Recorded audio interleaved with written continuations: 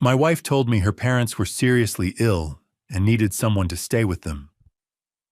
Because I had an important meeting that morning, my daughter volunteered to go with her. I trusted them completely. Why wouldn't I? They left together in a rush, and I stayed behind believing my family was doing the right thing. But an uneasy feeling wouldn't leave me, so I decided to drive there unannounced. When I quietly stepped inside the house, I almost passed out. What I witnessed wasn't care or concern. It was a cold, calculated betrayal involving the two people I loved most. And that was the moment I realized this wasn't just a lie. It was the beginning of the end of everything I believed in. Thank you so much for being here with me. Before I begin sharing the story of my family, I'd love to know more about you. Please take a moment to leave a comment. Where are you watching from? And what time is it where you are right now? Your presence truly matters to me. Also, please note this story includes some fictional elements added for entertainment and educational purposes. Any resemblance to real names or settings is purely coincidental, but the message I'm sharing here is meant to be useful. The rain had started just after dawn, a soft, persistent drizzle that blurred the edges of everything outside our windows. I sat at the kitchen table in our home on Oak Ridge Drive, watching droplets race down the glass, while Betty moved around the kitchen with her usual efficiency. The smell of fresh coffee and scrambled eggs filled the air. Audrey was scrolling through her phone, occasionally laughing at something on her screen. It was ordinary, perfectly, beautifully ordinary. Dad, did you see this article about the new waterfront development? Audrey looked up from her phone, her green eyes bright with interest. They're saying it could bring in thousands of new jobs. I nodded, sipping my coffee. The firm's been tracking that project. We might bid on the accounting contract. Betty set a plate of toast in front of me, her hand briefly touching my shoulder. You've got that big client meeting today, right? The tech startup. Yeah, Tech Vista. They're looking to expand, need someone to handle their books as they scale up. I glanced at the clock. Meeting's at 11, should be straightforward. Audrey pushed her eggs around her plate. I've got that project deadline at the marketing agency. My boss is being impossible about the timeline, but her words were cut off by the sharp ring of Betty's phone. I watched my wife's face as she answered. Mom, what's wrong? The transformation was instant. The color drained from Betty's cheeks.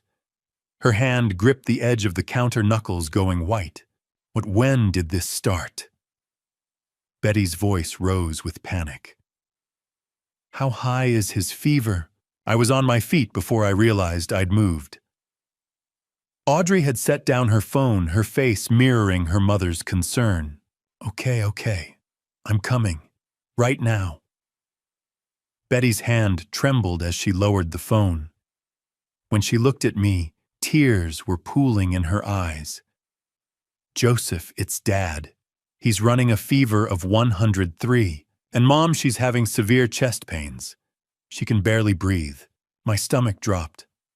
Walter and Mildred were in their 80s. Any serious illness at their age could be. I didn't want to finish that thought. I'm coming with you. I was already reaching for my keys. No. Betty shook her head firmly. You have that meeting with Tech Vista. It's important for your career. I'll be fine. I'll just drive to Salem, make sure they're okay. Maybe take them to the hospital if needed. Betty, your parents are more important than any meeting. I'll go with Mom. Audrey stood up, already pulling her hair back into a ponytail. Grandma and Grandpa need both of us there. You handle your meeting, Dad. We've got this. I looked at my daughter, my smart, caring, beautiful daughter, and felt a surge of pride. Even in a crisis, she knew what mattered. Family, always family. Are you sure? I looked between them. Betty was already gathering her purse. Her movements quick and efficient, despite the fear in her eyes. We're sure. You've worked so hard for this opportunity, Joseph. We'll call you as soon as we get there and assess the situation.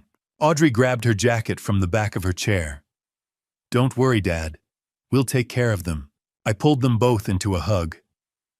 Betty's perfume, the same lavender scent she'd worn for 30 years, wrapped around me. Audrey squeezed my hand. "She'll call me the moment you get there," I said. "I don't care if I'm in the middle of the meeting, and if they need to go to the hospital, I'm driving straight to Salem. We will." Betty kissed my cheek. "I love you." "Love you too, Dad." Audrey was already heading for the door. I stood in the doorway watching their car pull out of the driveway. Betty's silver sedan disappeared around the corner, taillights blinking red through the rain. The house felt wrong without them. I walked back to the kitchen, poured myself another cup of coffee, and sat down at the empty table. The eggs had gone cold. Audrey's phone charger was still plugged into the wall. Betty's reading glasses sat on the counter next to her half-finished crossword puzzle. I picked up my own phone, scrolled through my calendar. The Tech Vista meeting. A follow-up call with another client at 2. Dinner plans with the Johnsons on Saturday that would need to be canceled if Walter and Mildred's situation was serious. But something felt off. I couldn't explain it. Couldn't point to any specific detail that seemed wrong. Maybe it was the way Betty had grabbed her purse a little too quickly. Maybe it was how Audrey had volunteered to go along a little too eagerly. Maybe it was just the fear talking, the ancient instinct that whispers warnings when the people you love are in danger. I walked into the living room, stood in front of the mantel where our family photos were displayed. Betty and me on our wedding day, both of us impossibly young. Audrey graduating from college, her smile radiant under the mortarboard. The three of us on vacation in Cannon Beach, wind whipping our hair as we laughed at something I couldn't remember anymore. 24 years of marriage. 24 years of building a life together. A daughter we'd raised with love and care. In-laws who'd welcomed me into their family from the very beginning. Everything I'd ever wanted was in those photos. So why did I feel like I was standing on the edge of something dark and vast? I checked my watch. 10:15. The Tech Vista meeting was in 45 minutes. I should get going, prep my materials, review the proposal one more time. But I couldn't shake the feeling. I pulled up Betty's contact on my phone, hesitated with my thumb over the call button. She'd barely had time to get on the highway. Calling her now would just make me look paranoid, worried over nothing. I set the phone down. Then I picked it up again. This was stupid. They were fine. Betty and Audrey were handling a family emergency, and I was sitting here inventing problems that didn't exist. I made a decision. I walked to the hall closet, grabbed my jacket, and picked up my car keys. I'd stop by the florist on the way, grab some flowers for Mildred. Maybe pick up some medicine at the pharmacy, fever reducers, pain relievers, whatever might help. Then I'd drive to Salem, check on Walter and Mildred myself, make sure everything was under control. The Tech Vista meeting could wait. They'd understand. Family came first. I was pulling out of the driveway 20 minutes later, a bouquet of white lilies on the passenger seat, next to a bag from the pharmacy. The rain had picked up, drumming against the windshield in a steady rhythm. I didn't know it then, but I was driving toward the end. The end of my marriage. The end of my trust. The end of the man I'd been for 56 years. 2 hours later, I would stand on Walter and Mildred's doorstep with flowers in my hand and watch my entire world collapse. But in that moment, driving through the rain with the radio playing softly, I still believed the lie. I still believed in the perfect family I thought I had. I'd been driving for 45 minutes, the windshield wipers keeping rhythm with my thoughts, as rain continued to fall across Interstate 5. The highway stretched south through gray landscape farmland and scattered trees blurring past my windows. I kept thinking about Mildred and Walter. They'd been part of my life for 24 years, since the day I'd nervously asked Walter's permission to marry his daughter. He'd looked at me over his reading glasses, stern, for exactly 3 seconds, before breaking into a smile and shaking my hand so hard I thought my arm might fall off. "Welcome to the family, son." That's what he'd called me. Son. Mildred had been just as welcoming. Every Thanksgiving she'd make her famous apple pie specifically because she knew it was my favorite. Every Christmas, she'd slip me an extra piece of fudge when Betty wasn't looking, with a conspiratorial wink. Good people, kind people. And now, at 80 and 78 years old, they were facing serious illness, maybe worse. I gripped the steering wheel tighter. Walter was 80. At that age, any illness could turn critical fast. A high fever could become pneumonia. Chest pains could mean I didn't want to think about it. I'd stopped at a small grocery store about 10 miles back, picked up a bouquet of white lilies, Mildred's favorite.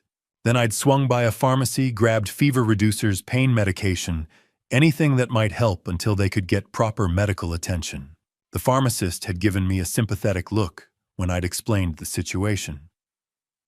Hope they feel better soon. Thank you. Me too. Now, as I took the exit for Salem, the rain seemed to intensify. The sky was the color of old steel, heavy with clouds, that promised the weather wasn't going to improve anytime soon. I navigated through familiar streets. Betty and I had made this drive countless times over the years, birthday parties, holiday gatherings, random Sunday visits just because. I knew every turn, every stoplight. Sycamore Street appeared on my right. I turned, drove 3 blocks, and there it was. 847 Sycamore Street. A modest single-story house with cream-colored siding and dark green shutters. A small, neatly maintained lawn stretched to the sidewalk. Walter's old pickup truck sat in the driveway, and the front gate was standing wide open. My foot eased off the gas pedal. That wasn't right. Walter and Mildred always kept that gate closed. Always. Walter had installed it himself 15 years ago, after a neighbor's dog had gotten into their yard and dug up Mildred's rose bushes. He was religious about keeping it latched, but today it stood open, swinging slightly in the breeze. I pulled past the house and parked about 30 yards down the street next to a large oak tree. Some instinct I couldn't name told me not to park right in front, not to announce my arrival. I sat there for a moment, engine running, wipers still going. Through the rain-streaked windshield, I could see the house clearly. Lights were on inside. No signs of distress, no ambulance, no frantic activity that you'd expect if 2 elderly people were seriously ill. I turned off the engine, grabbed the flowers and the pharmacy bag, opened the car door and stepped into the rain. The walk to the house felt longer than it should have. Each step seemed to echo too loud against the wet pavement. My shoes squelched softly on the damp grass as I crossed the yard. That's when I heard it, a television. Playing clearly enough that I could make out the enthusiastic voice of a game show host, followed by audience laughter and applause. I stopped walking. Sick people didn't watch game shows. People with 103-degree fevers and severe chest pains didn't sit around watching television. They were in bed, in pain. Maybe on their way to the emergency room, but not watching game shows. My heart started beating faster. I moved closer to the house, staying quiet. The front door was slightly ajar, just a crack, but enough that I could see into the dim hallway beyond. I reached out, pushed the door open a few more inches. It moved silently on well-oiled hinges. The interior of the house looked normal. Mildred's collection of ceramic figurines lined the shelf in the hallway. Walter's jacket hung on the coat rack. The familiar smell of the house, a mixture of old wood vanilla candles, and the faint scent of the lavender sachets Mildred kept everywhere wrapped around me. I stepped inside, moving as quietly as I could, set the flowers and the pharmacy bag down on the small table near the entrance. My hands were shaking slightly, though I couldn't have said exactly why. The television was louder now. I could hear it clearly from what I knew was the living room just down the hall and to the right. And underneath the TV noise I could hear voices. Talking, not moaning in pain, not crying out for help, just talking. Normally, casually. I moved down the hallway, my heart pounding so hard I was sure everyone in the house could hear it. Each footstep felt like thunder, even though I was walking on carpet. The living room doorway was ahead of me on the right. The voices were clearer now. One of them was Walter's distinctive baritone, slightly raspy with age. The other was Mildred's softer tone. I reached the doorway, looked inside, and my entire world tilted sideways. Mildred was sitting on the sofa, a plate of cookies on her lap. watching the television with obvious enjoyment. She was wearing her favorite purple cardigan, the one she always wore when she was comfortable and happy. No sign of chest pains, no difficulty breathing. She reached for another cookie, took a bite, and laughed at something on the screen. Walter sat in his recliner, his kingdom as he called it, with the morning newspaper spread across his lap. Reading glasses perched on his nose. No fever, no illness. He looked up at the TV, chuckled at whatever joke had just been made, then went back to his paper. Both of them were perfectly, completely, undeniably healthy. I felt like I'd been punched in the stomach. Betty had lied to me. The words kept repeating in my mind over and over. Betty had lied to me. There was no emergency, no sick parents, no crisis that required her and Audrey to drop everything and drive to Salem. So why were they here? As if answering my unspoken question, I heard Betty's voice drift from somewhere deeper in the house, from the direction of the kitchen. "I needs to move faster," she was saying. "We can't keep waiting." Then Audrey's voice, "I know, Mom, but we have to be careful. If he finds out before we're ready, he won't." Betty's tone was firm, certain. "Joseph trusts us completely. He always has." My legs felt weak. They weren't talking about medicine. They weren't discussing doctor's appointments or hospital visits or any kind of medical care. They were talking about money, my money, and they were talking about me. I pulled out my phone with trembling hands and started recording. I needed proof. I needed to know this nightmare was real. My fingers fumbled with the screen. The recording app icon seemed impossibly small, my hands shaking so badly I could barely tap it. Finally, the red dot appeared. Recording.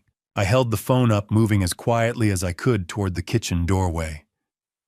Each step felt dangerous, like walking through a minefield.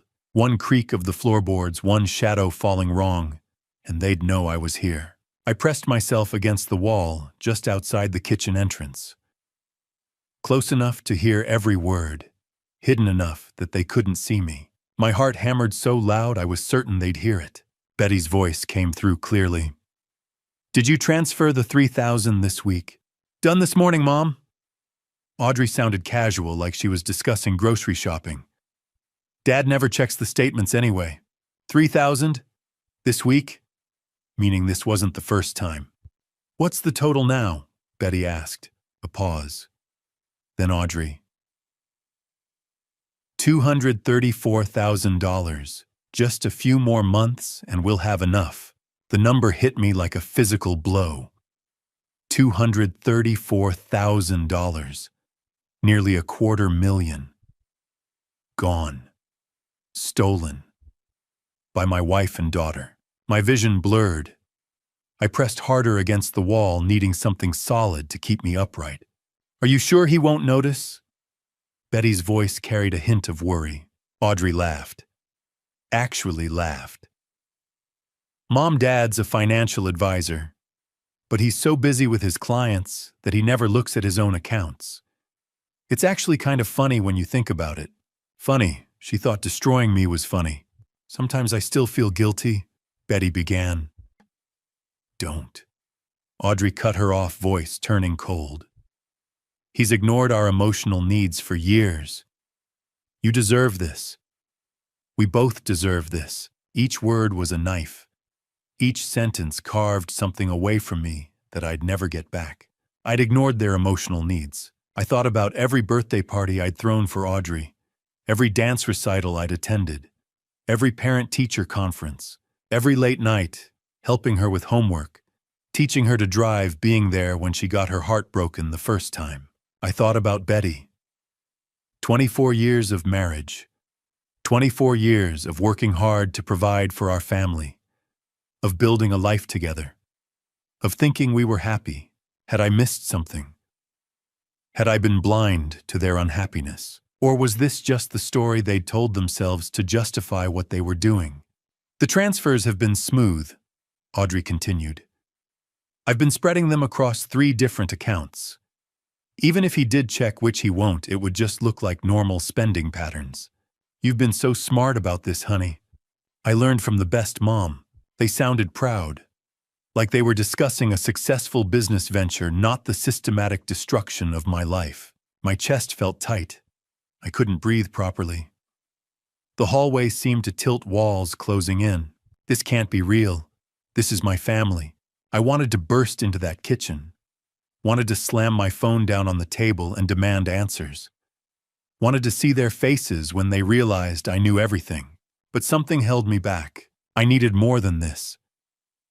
I needed to understand the full scope of what they'd done. How long had this been going on? What were they planning to do with the money? Was it just the two of them? Or a male voice from the living room, everything set. I froze. A man. There was a man in this house. A man whose voice I didn't recognize. Almost done, Betty called back. Joseph still doesn't suspect anything.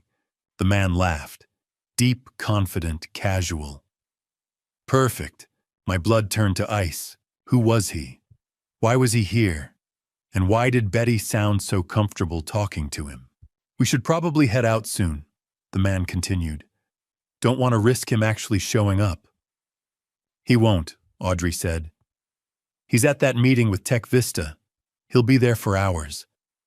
They'd planned this, timed it, made sure I'd be safely occupied while they gathered here to discuss how they were robbing me blind. The man said something else too quiet for me to hear clearly. Betty responded with a laugh I recognized, intimate and familiar. The laugh she used to save just for me. I had to see him. Had to know who this person was who'd become part of my family's conspiracy against me. I moved carefully toward the living room doorway and looked inside. What I saw made my blood run cold. My hands steadied on the phone, still recording, as I inched closer to where I could see into the living room without being seen myself. The angle was awkward, forcing me to lean against the doorframe, but I had a clear view. A man sat on the sofa. Early 30s, maybe. Athletic build, well-dressed in dark jeans and a fitted sweater. Handsome in that casual, confident way that probably made him used to getting what he wanted. He sat close to Betty. Too close. His hand rested on the armrest between them, but his fingers brushed against her arm in a way that made my stomach turn. Betty didn't pull away. She laughed at something he said, her body language relaxed, comfortable. She's having an affair. The thought hit me like a sledgehammer. 24 years of marriage and my wife was having an affair with a man young enough to be her son. But then Audrey walked in from the kitchen. She carried 2 coffee mugs, moving with easy familiarity through the space. She handed one to Betty, then walked around the coffee table to give the other to the man. Thanks, sweetheart, he said, taking the mug. The word sweetheart hung in the air. The man stood up, moved toward Audrey. His hand touched her arm, lingering intimate. Audrey smiled at him. That same comfortable smile she used to give her high school boyfriend when she thought I wasn't watching. Wait, my mind struggled to process what I was seeing. Was this man involved with Betty or Audrey? I watched frozen as the man settled back onto the sofa, but this time he positioned himself between both women. Betty on his left, Audrey on his right. He talked to both of them, gesturing as he spoke, but his body language toward Audrey was different. More intimate. The way he looked at her. The way his hand found reasons to touch her shoulder, her hand, her knee. And Betty, my wife, either didn't notice or didn't care. What the hell was happening here? My phone was still in my hand, still recording audio. I switched to the camera, put it on silent mode, and started taking pictures. Zoom in, the man's face clear enough to identify him. Click. The man sitting with Betty, his hand on her arm. Click. The man leaning close to Audrey, their heads nearly touching. Click. Through the window visible in the background, a car parked in the driveway I hadn't noticed before. Dark blue sedan. I zoomed in on the license plate. Oregon, HKR 2947. Click. I needed to know who this person was. Needed to understand what role he played in whatever conspiracy was unfolding in my life. The man laughed at something Audrey said. You're brilliant. You know that Joseph never saw any of this coming. Joseph. My name in his mouth sounded like mockery. He's too trusting, Betty said. Always has been. Makes things easier for us. Us, the three of them. A unit. A team. Working against me. How much longer? The man asked. Few more months, Audrey replied. Then we can make the final move. The final move. What did that mean? I took one more photo, the three of them together. A perfect shot that captured their comfortable conspiracy, then carefully backed away from the doorway. My heart pounded so hard I was sure they'd hear it. Each step backward felt dangerous, like I was defusing a bomb that could explode if I made one wrong move. I reached the front hallway. The flowers and medicine I'd brought sat on the entry table, mocking me with their useless optimism. I picked them up, couldn't leave evidence I'd been here, and moved to the front door. It was still slightly ajar, exactly as I'd found it. I slipped through, pulled it closed with barely a whisper of sound, then walked quickly across the wet lawn toward my car. The rain had picked up, coming down harder now. By the time I reached my car and got inside, I was soaked. I sat behind the wheel, not starting the engine, just sitting, staring. I pulled up the photos on my phone. The man's face filled the screen. Handsome, confident, smiling. Who are you? I swiped to the next photo.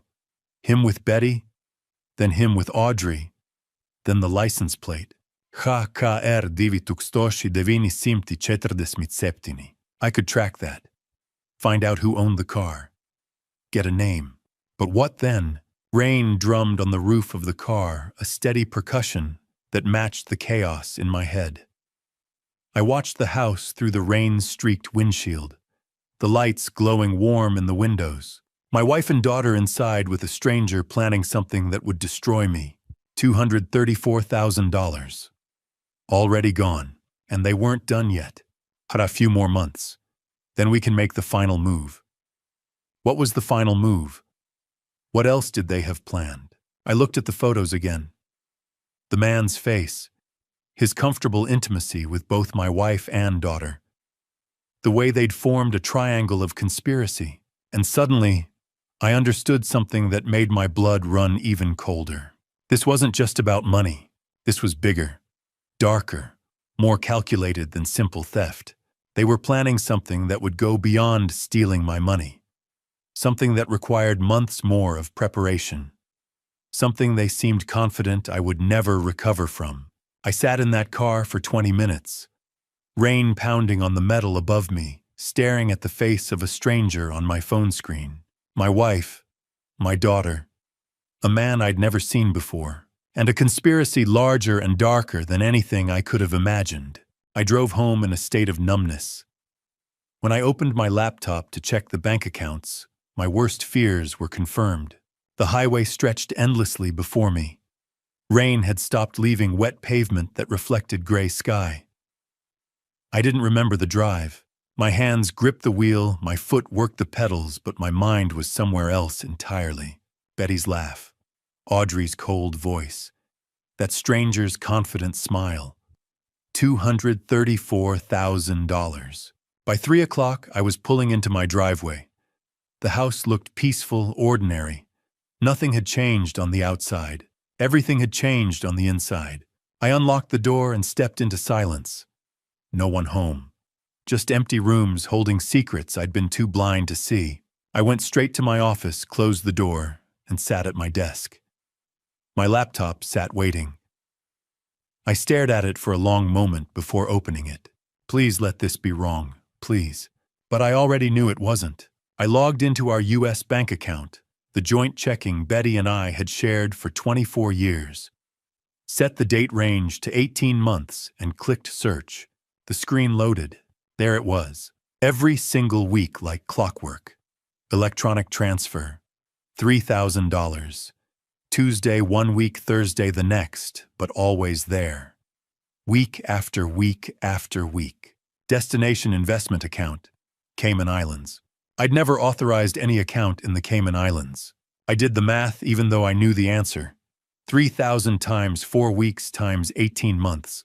$216,000. I scrolled deeper, found the anomalies. Larger transfers scattered throughout. 5,000 here, 8,000 there, another 3,000. Total $234,000. Exactly what Audrey had said. My chest tightened. I stood up, walked to the window. Outside, water dripped from trees. A neighbor walked a dog. Normal life continuing while mine collapsed. I'd worked 60-hour weeks for this money, skipped vacations, missed dance recitals because of client deadlines. Told myself it was worth it because I was providing for my family. For what to fund my own destruction? I pulled out my phone and found the name I needed. Benjamin Clark, college roommate. Now one of Portland's top divorce attorneys. 2 rings. Joseph, long time. What's going on? His voice was warm, friendly. We hadn't talked in months. Ben, I need help. It's urgent. Everything in my tone changed his demeanor instantly. Come to my office right now. 30 minutes? I'll be waiting. I hung up and immediately dialed again. Philip Benson, my accountant for 10 years. Meticulous, thorough, trustworthy. Joseph, what can I do for you? To Philip, but I need every financial record, every account, every transaction, every document. 3 years back. A pause. Philip was smart enough to understand what I wasn't saying. Is everything all right? No, but it will be. How fast can you get it? I'll pull everything tonight, tomorrow morning. Perfect, thank you. I set the phone down and took a breath. The pieces were moving into place. Legal representation, financial documentation, evidence. This was real. This was happening. I looked at the computer screen again. All those transfers marching away with my life's work. Each one represented hours away from home. Clients I'd helped. Trust I'd built. Trust. I'd built a career helping people protect their money. And I'd been too busy to notice my own family stealing mine. But Dad's so busy with his clients that he never looks at his own accounts. Audrey had been right. She'd studied me, understood my blind spots, and exploited them perfectly. My phone buzzed. Betty, a text message. How did your meeting go? Hope it went well. Love you. Love you. I stared at those words until they meant nothing. Then the phone rang. Betty calling. Her contact photo smiled up at me last summer at Cannon Beach sunset behind us, her telling me how lucky she felt. She couldn't know I knew. Not yet. Not until everything was in place. The phone rang. Once, twice, 3 times. My finger hovered over the answer button, but I couldn't. Not yet. Not before I understood everything. Not before I had a plan. I let it go to voicemail. Guilt twisted inside me. 24 years of being the husband who always answered, who was always there. But that husband had been a fool. That husband had trusted while they robbed him blind.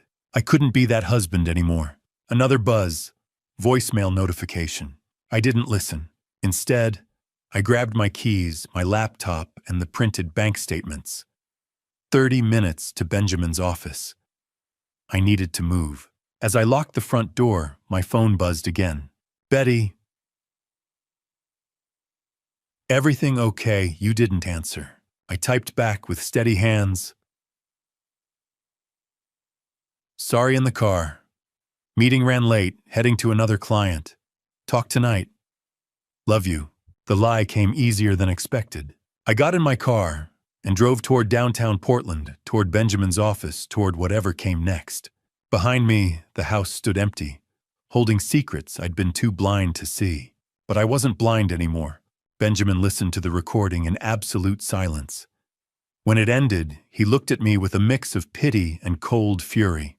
His office occupied the 20th floor of a downtown Portland high-rise. Glass walls offered a view of the city, spread below us, lights beginning to flicker on as evening approached. Modern furniture, law books lining one wall, and a desk that probably cost more than most people's cars. I'd driven here in a daze, the recording burning in my phone like evidence of a crime I still couldn't fully accept. Was real. Benjamin had cleared his schedule like he'd promised. Now he sat across from me, his expression growing darker with every word from the recording. Betty's voice. Did you transfer the $3,000 this week? Audrey's reply. Done this morning, Mom. 5 minutes of my family casually discussing how they'd stolen from me. When it finally ended, silence filled the office. Joseph. Benjamin's voice was controlled professional, but I could hear the anger underneath. This is fraud, embezzlement, conspiracy. This isn't just a bad marriage. This is criminal. I showed him the photos next. The man on my phone screen sitting between my wife and daughter, comfortable and confident. We need to identify him, Benjamin said immediately. I'm recommending we hire a private investigator. Beverly Quinn, she's the best in Portland. Whatever it takes. He nodded, already making notes. Here's what we're going to do. You don't confront them. Not yet. We build an ironclad case, first financial record surveillance evidence of every transaction. If you confront them now, they'll destroy evidence. They'll lawyer up. We'll lose our advantage.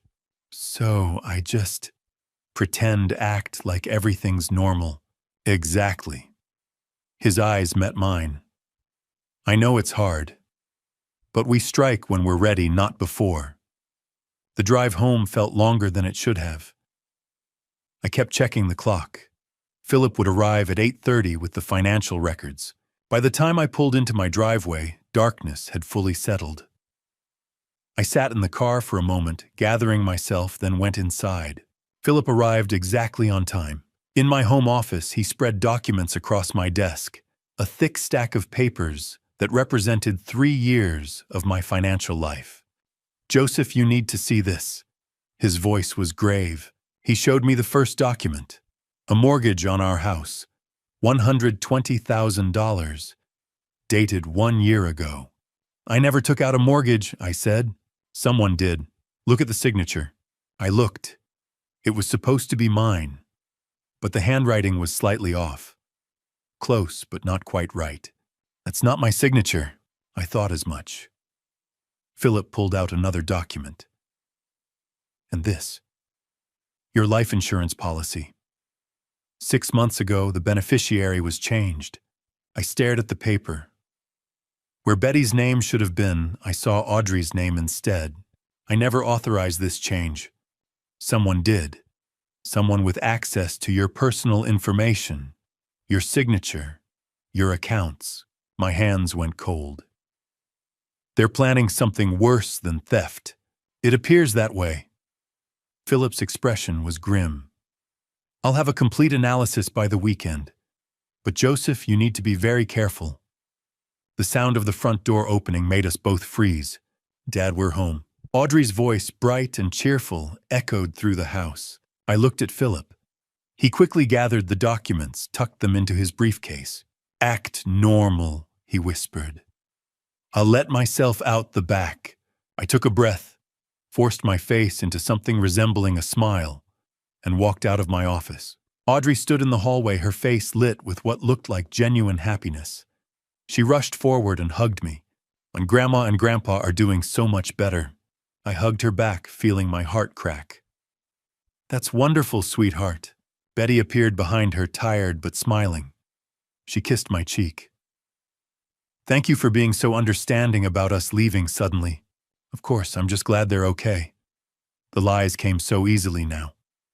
Let me order pizza. It's late for dinner. Perfect. Betty squeezed my hand. I'm exhausted. 20 minutes later, we sat around the kitchen table with pizza boxes open between us. A normal family having a normal dinner. Audrey talked about work stress. Betty mentioned maybe visiting her parents again next week.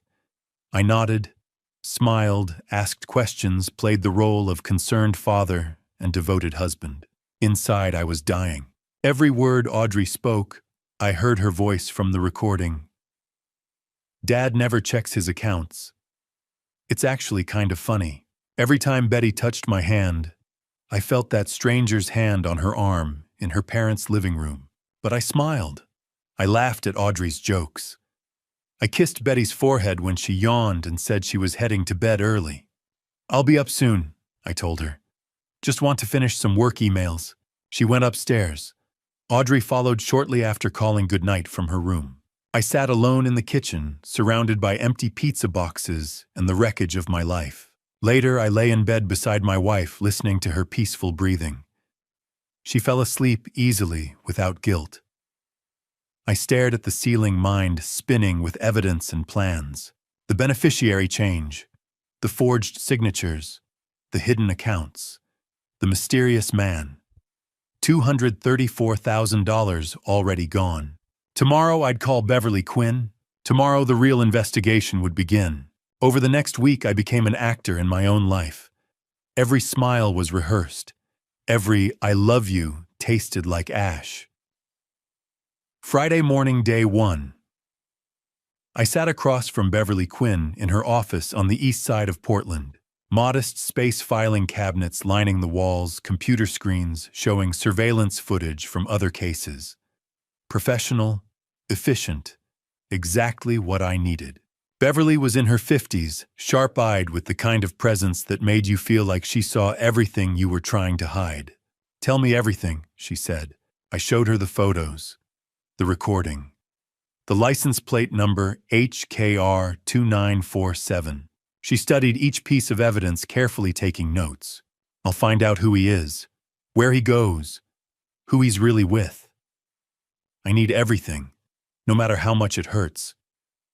You'll have answers within a week." She looked at me directly. "But Joseph, be prepared.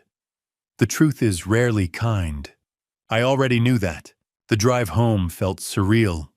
I was about to spend the next week pretending nothing had changed, while a stranger investigated my family's betrayal. That weekend began the torture. Saturday morning, I made breakfast. Betty came downstairs in her robe, kissed my cheek, told me the eggs were perfect. I smiled, kissed her back. Tasted nothing but lies. Audrey joined us, cheerful and bright. "Dad, this is amazing. You're the best.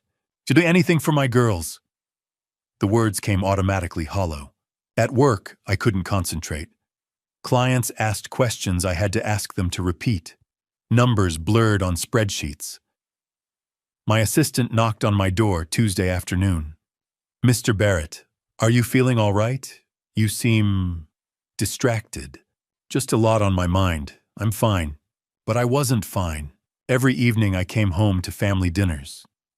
Betty would talk about her day visiting friends, running errands, helping her parents.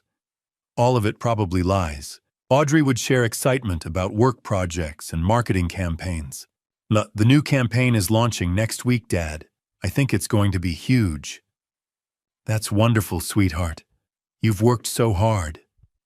I wanted to scream, wanted to flip the table and demand the truth. Instead, I smiled and asked follow-up questions like a good father. Betty noticed something was wrong by Wednesday. "Honey, you look exhausted. Is everything okay?" Busy season. You know how it gets." "Maybe you should take a day off." "I will soon." Another lie to add to the pile. The nights were worst. Lying next to Betty in the dark, listening to her peaceful breathing while my mind spun with evidence and questions. She slept easily without guilt. I stared at the ceiling until dawn. Thursday night I broke down in my home office, sat alone in the dark, head in my hands. 24 years of marriage. A daughter I'd raised from birth. Had any of it been real? My phone rang. Beverly. "On Joseph, I've identified him. Evan Cross, 32 years old, personal trainer at Equinox Gym in the Pearl District. Lives in a luxury apartment nearby." My hands went cold. "Is he with my wife?" "I'm still confirming details. Give me more time." 2 days later, day 5, she called again. "Joseph, I've been following Evan for 5 days now. And he meets with Audrey every single day. Coffee shops, his apartment, restaurants. They're clearly involved." I felt sick. "What about Betty?" "He's met with Betty twice. Both times Audrey was present, but the body language..." Beverly paused. "He's not with Betty, Joseph. The intimacy, the way he looks at her, touches her, that's all directed at Audrey." The words took a moment to land. "You're saying..." Evan is your daughter's boyfriend, not your wife's. I sat down heavily. The room tilted. Audrey was the mastermind, not Betty. My daughter, my little girl, was manipulating her own mother, using her. And Betty either didn't see it or didn't care. I remembered the life insurance documents, the beneficiary change, Audrey's name replacing Betty's. She's planning something, I said quietly. Something worse than theft. Joseph, there's more. My grip tightened on the phone. What? I've been monitoring online activity. Audrey's been searching for information about substances that don't leave traces. And I checked your car's maintenance records. Someone tampered with your brake system 3 weeks ago. The world stopped. What are you saying? Beverly's voice was steady but grave. I'm saying your daughter may be planning to harm you. 3 days passed in uneasy silence. I still went through the motions, work, home, family dinners, but I watched Audrey carefully. Then, on day 10, someone tried to end my life. Wednesday afternoon, 5:45. I left my office building and walked to the parking garage, briefcase in hand, mind occupied with client files and Beverly's latest report. The rain had started again, Portland's constant companion. I got in my car, started the engine, and merged onto Interstate 5 southbound toward home. Traffic was moderate, rush hour but not terrible. Rain made the pavement slick, headlights reflecting off wet asphalt. I stayed in the middle lane, cruise control set to 65. 15 minutes into the drive, the car ahead of me braked suddenly. I pressed the brake pedal. Nothing happened. The pedal went straight to the floor. No resistance. No slowing. My car kept rolling forward, momentum carrying me toward the stopped vehicle ahead. No, no, no, no! I pumped the brake. Nothing. Pressed harder. The pedal hit the floor with each push, useless. Ahead of me, concrete barriers. Behind me, cars approaching fast. To my left, a semi-truck barreling down the highway. I yanked the wheel hard right. The car slid across lanes. Tires screamed. A horn blared, the truck missing me by inches. I felt the air displacement as it roared past. More horns, shouting. My car skidding sideways across 2 lanes. I pulled the emergency brake, grabbed it hard and held on. The car shuddered, fishtailed, but finally began to slow. I guided it to the shoulder, fighting for control. Gravel crunched under tires. The car lurched, bounced, and came to a stop. I sat there, hands locked on the wheel, heart hammering so hard I thought my ribs would crack. Vision blurred at the edges. Cars rushed past. Some honked. Most ignored me. A knock on my window made me jump. "Sir, you okay?" A man in a rain jacket, concerned face pressed against the glass. I nodded. Couldn't speak. Rolled down the window. "You all right? That was close." "Brakes failed." My voice sounded distant. Need a tow truck. You want me to call someone?" "I've got it, thank you." He hesitated, then walked back to his car. I pulled out my phone with shaking hands and called for a tow. 30 minutes later, my car was being loaded onto a flatbed. The driver recommended a repair shop nearby. I rode with him, still trembling. At the shop, a mechanic crawled under my car while I waited in the office, drinking terrible coffee and trying to stop my hands from shaking. 20 minutes passed. The mechanic emerged, wiping his hands on a rag. His expression was grave. "Mr. Barrett, your brake lines were cut. Deliberately." The coffee cup stopped halfway to my mouth. "What?" "Someone tampered with your vehicle. Look."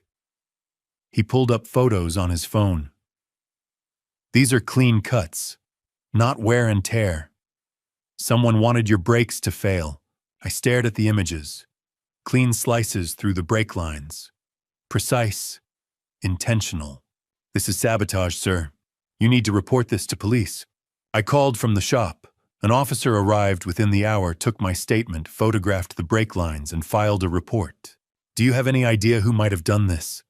he asked, pen poised over his notepad. I thought about Audrey, about Beverly's discoveries, about brake tampering 3 weeks ago that had finally manifested today. "No, I lied. Any security cameras at your home? No. I realized how vulnerable I was. No cameras, no protection. Living with someone who wanted me dead. Oh, be careful, Mr. Barrett. Whoever did this, they meant for you to have an accident. He gave me a case number and left. By 8:30, I was in an Uber heading home. My car would be in the shop for days. I'd have to rent something tomorrow. I walked through the front door to find Betty and Audrey on the couch watching television. Audrey jumped up immediately. "Dad, we heard about the car. Are you okay?" She rushed over and hugged me tight. I stood rigid, studying her face over her shoulder. Was that genuine concern? Or was she disappointed I was still alive? "What happened?" Betty stood face worried. "Brake failure. I'm fine, just shaken up." "Oh my God, Joseph." Betty's hand flew to her mouth. "You could have been killed." "Dad, that's terrifying." Audrey pulled back, looking up at me with wide eyes. "You could have died." I met her gaze directly. "I know, sweetheart."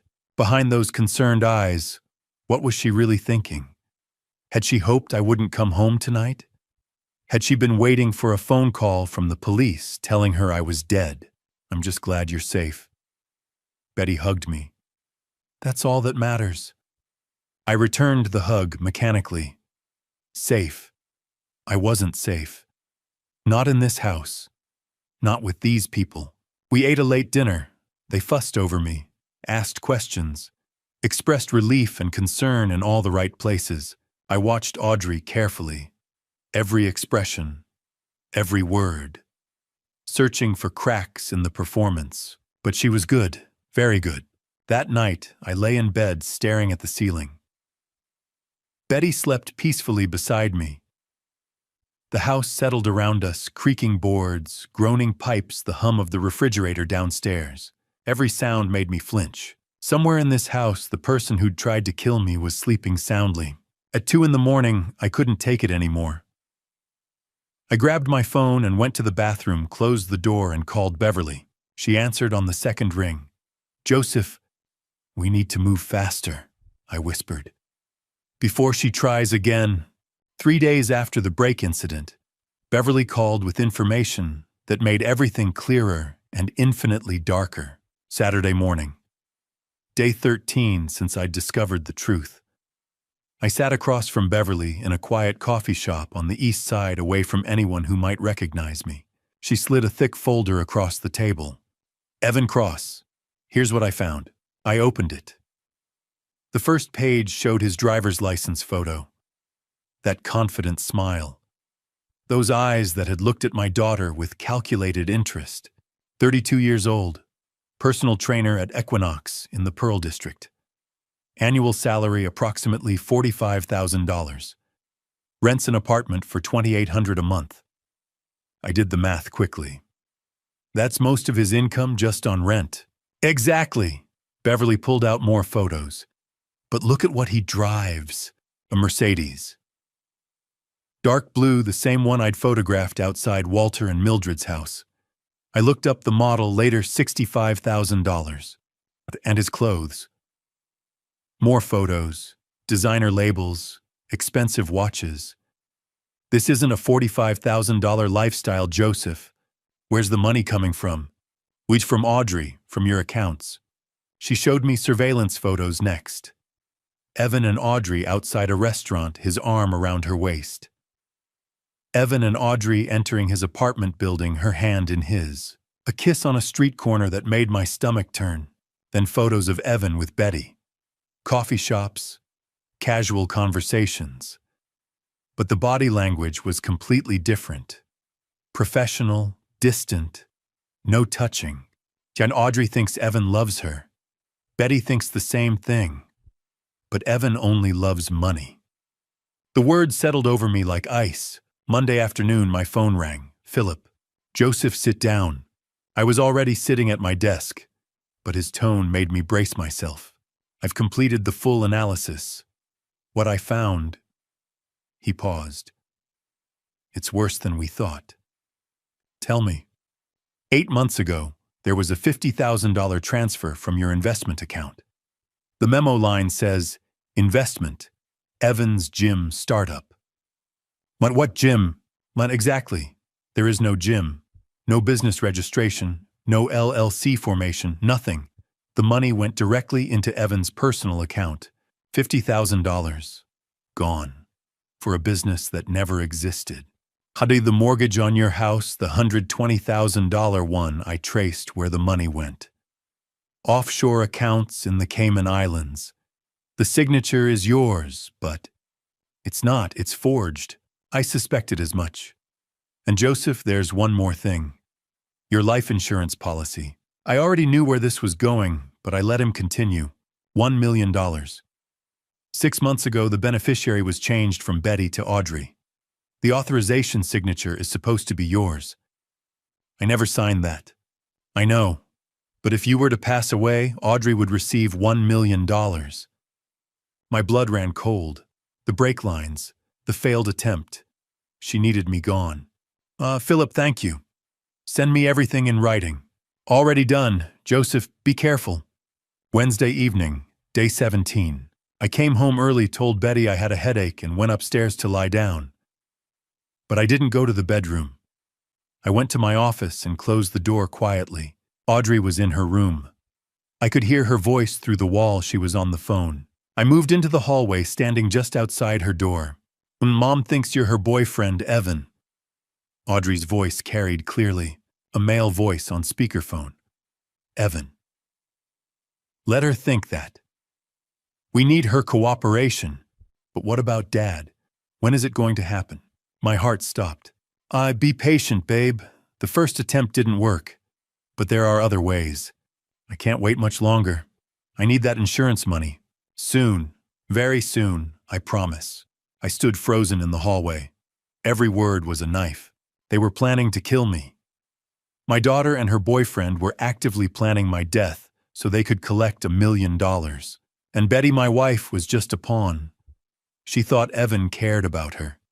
Had no idea he was using her, manipulating her, keeping her compliant while he and Audrey plotted murder. I backed away from the door silently, down the stairs, into my office, locked the door, sat at my desk with my head in my hands. 24 years of marriage, a daughter I'd loved from the moment she was born. And it had all led to this, sitting in my own home listening to my child discuss the best way to end my life. I picked up my phone and called Benjamin. We need to move faster, I said, voice shaking. They're planning a second attempt. This time they might succeed. Benjamin's response was cold, controlled. Then we strike first. Tomorrow we accelerate everything. 2 days after overhearing Audrey's phone call on a quiet Sunday morning, the second attempt came.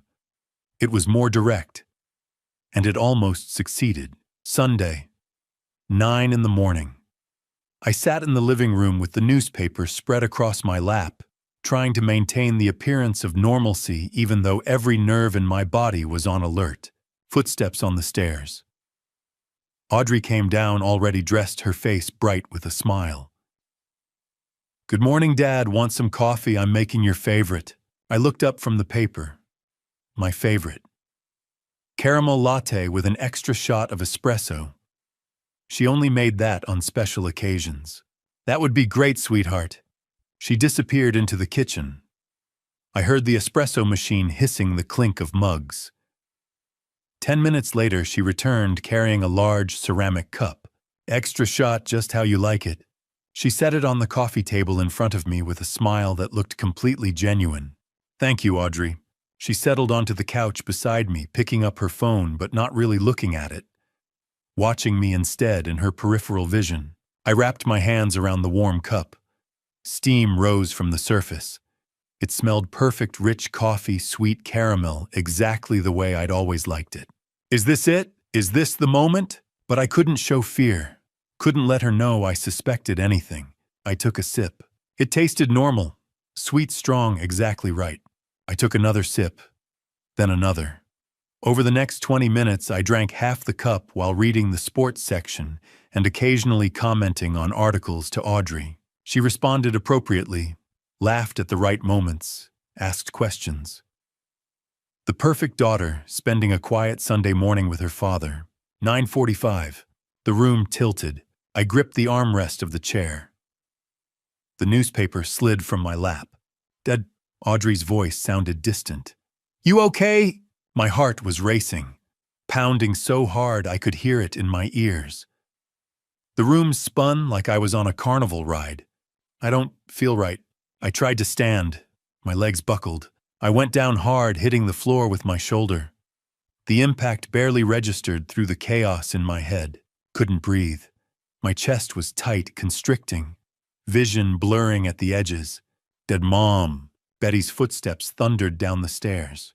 Conivdi, Joseph. I tried to respond, but couldn't form words. The ceiling swam above me. Audrey's face appeared hovering over mine, her expression perfectly crafted concern. Call 911. Her voice sharp, panicked. Mom, call them now. Betty's voice from somewhere far away. My husband collapsed. He's barely breathing. The world faded in and out. Darkness creeping in from the sides. My last coherent thought. She did this.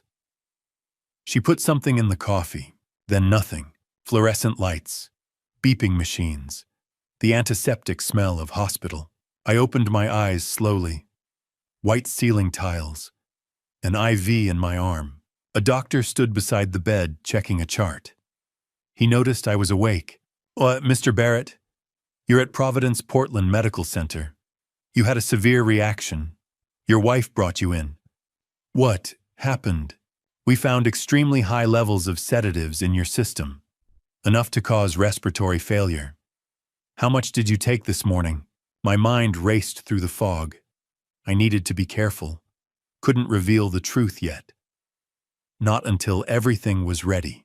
I must have taken my sleep medication by mistake. Thought it was my vitamins. The doctor's expression was skeptical. Mr. Barrett, the concentration we found would be equivalent to 8 to 10 pills. Are you certain this was accidental? I've been under a lot of stress. Work. I probably wasn't paying attention. He studied me for a long moment. We'll need to keep you overnight for observation. After he left, Betty and Audrey were allowed in. Betty rushed to the bedside, tears streaming. Joseph, you scared us to death. Audrey took my hand, squeezing it gently. Her fingers felt cold. Dad, you have to be more careful with your medications. I looked into her eyes, saw perfect concern, perfect worry, a flawless performance. I will, sweetheart, I promise. She held my hand for another moment, then let go. As she turned away, I could swear I saw something else flicker across her face. Disappointment, frustration. She'd expected me to die today. That night, after Betty and Audrey had gone home, after the nurses had checked on me one final time, I locked myself in the hospital bathroom with my phone. My hands shook as I dialed Beverly's number. She tried again, I whispered. Something in the coffee. Sedatives. I almost didn't make it. Beverly's voice came through cold as steel. Joseph, we end this now. I'm arranging 24-hour protection, and we need 1 week to prepare everything perfectly. Next Sunday. We'll end this next Sunday. Benjamin called it the end game. I called it justice. Either way, we had 1 week to prepare for the moment that would change everything. Wednesday morning. Day 23. I sat in Benjamin's conference room, surrounded by evidence of my family's betrayal. Benjamin, Beverly, and Philip were all present.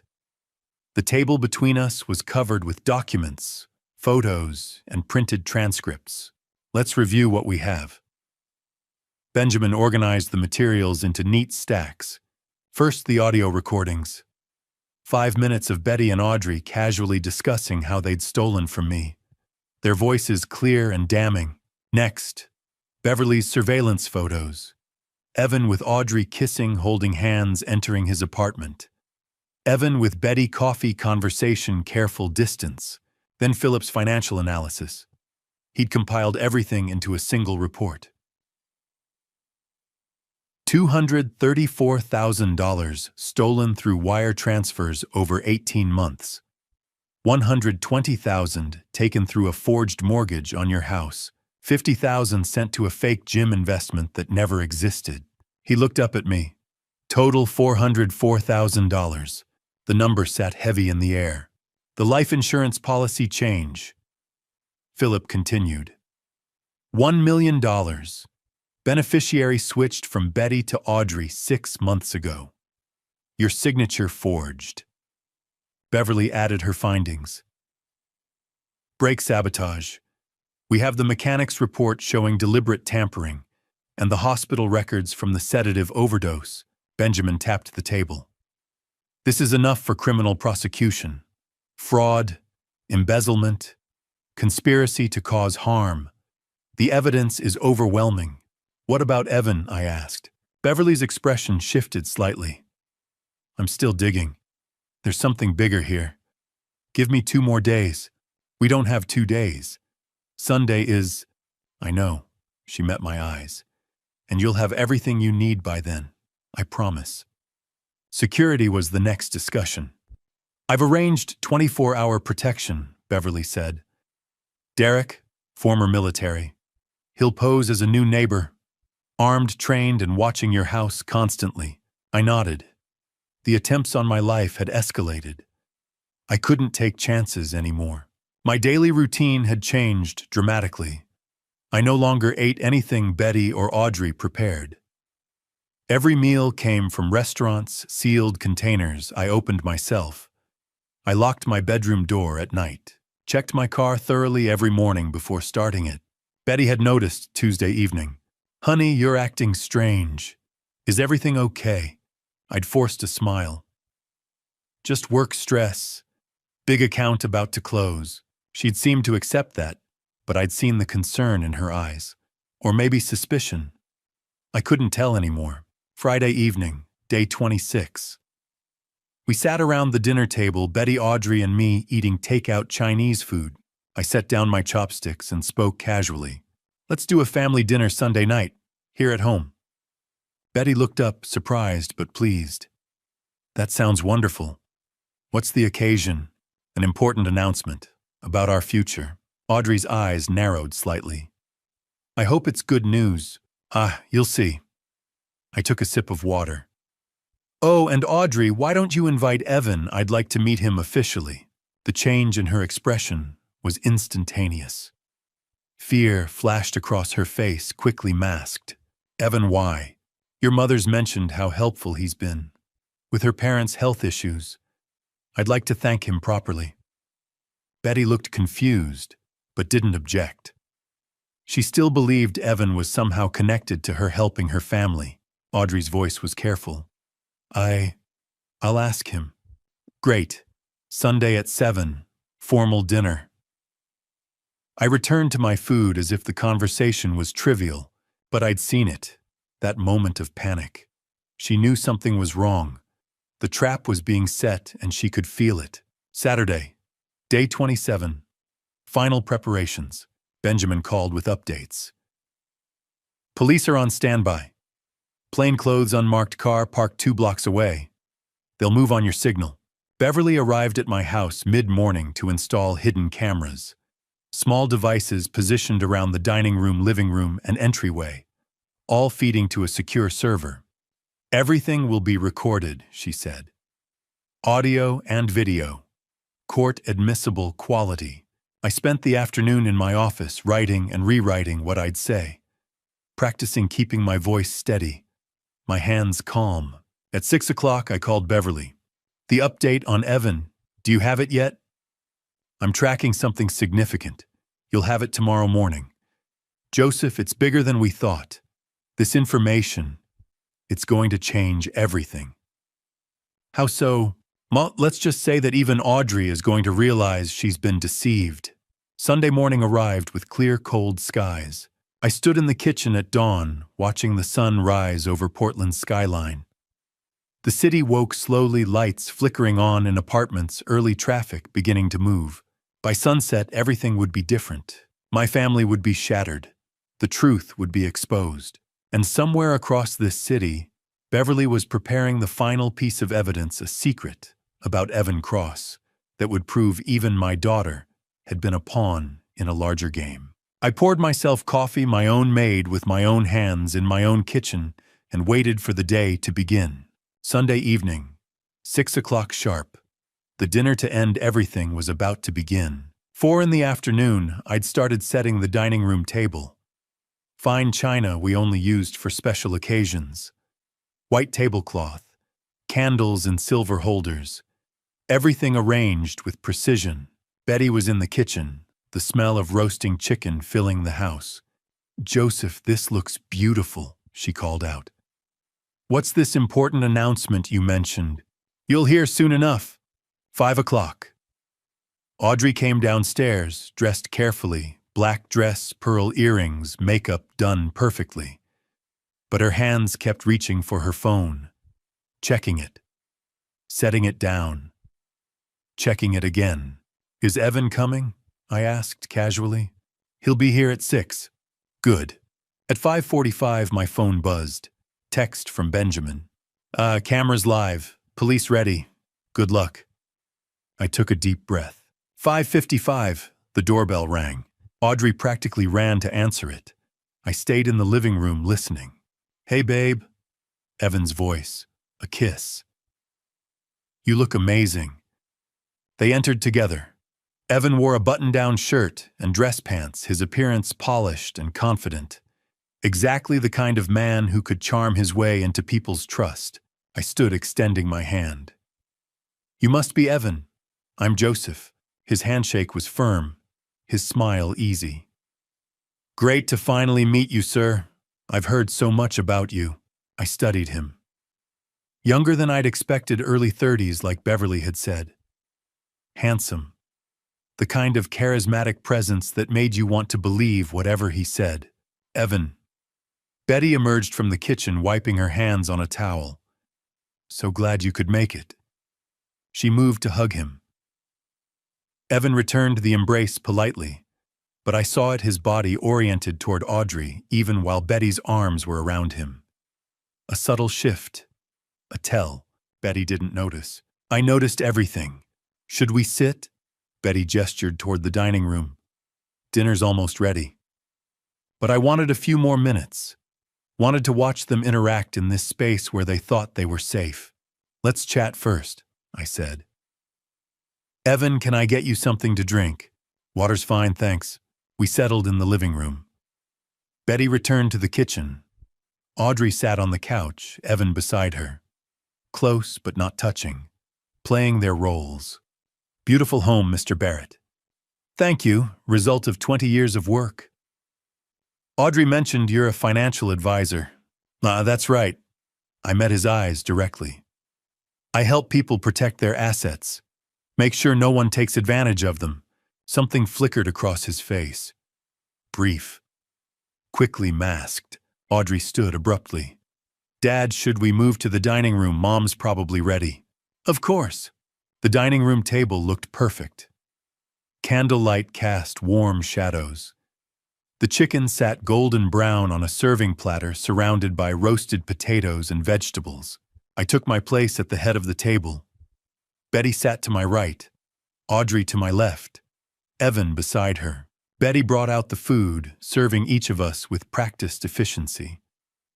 Audrey's hands trembled slightly as she accepted her plate. "This looks wonderful, honey," I said to Betty. "No, thank you." She sat down, smoothing her napkin across her lap. "Should we say grace?" "Of course." We joined hands. My right hand held Betty's. My left held Audrey's. Both of them had betrayed me. Both of them had plotted against me. And here we sat, holding hands like a family.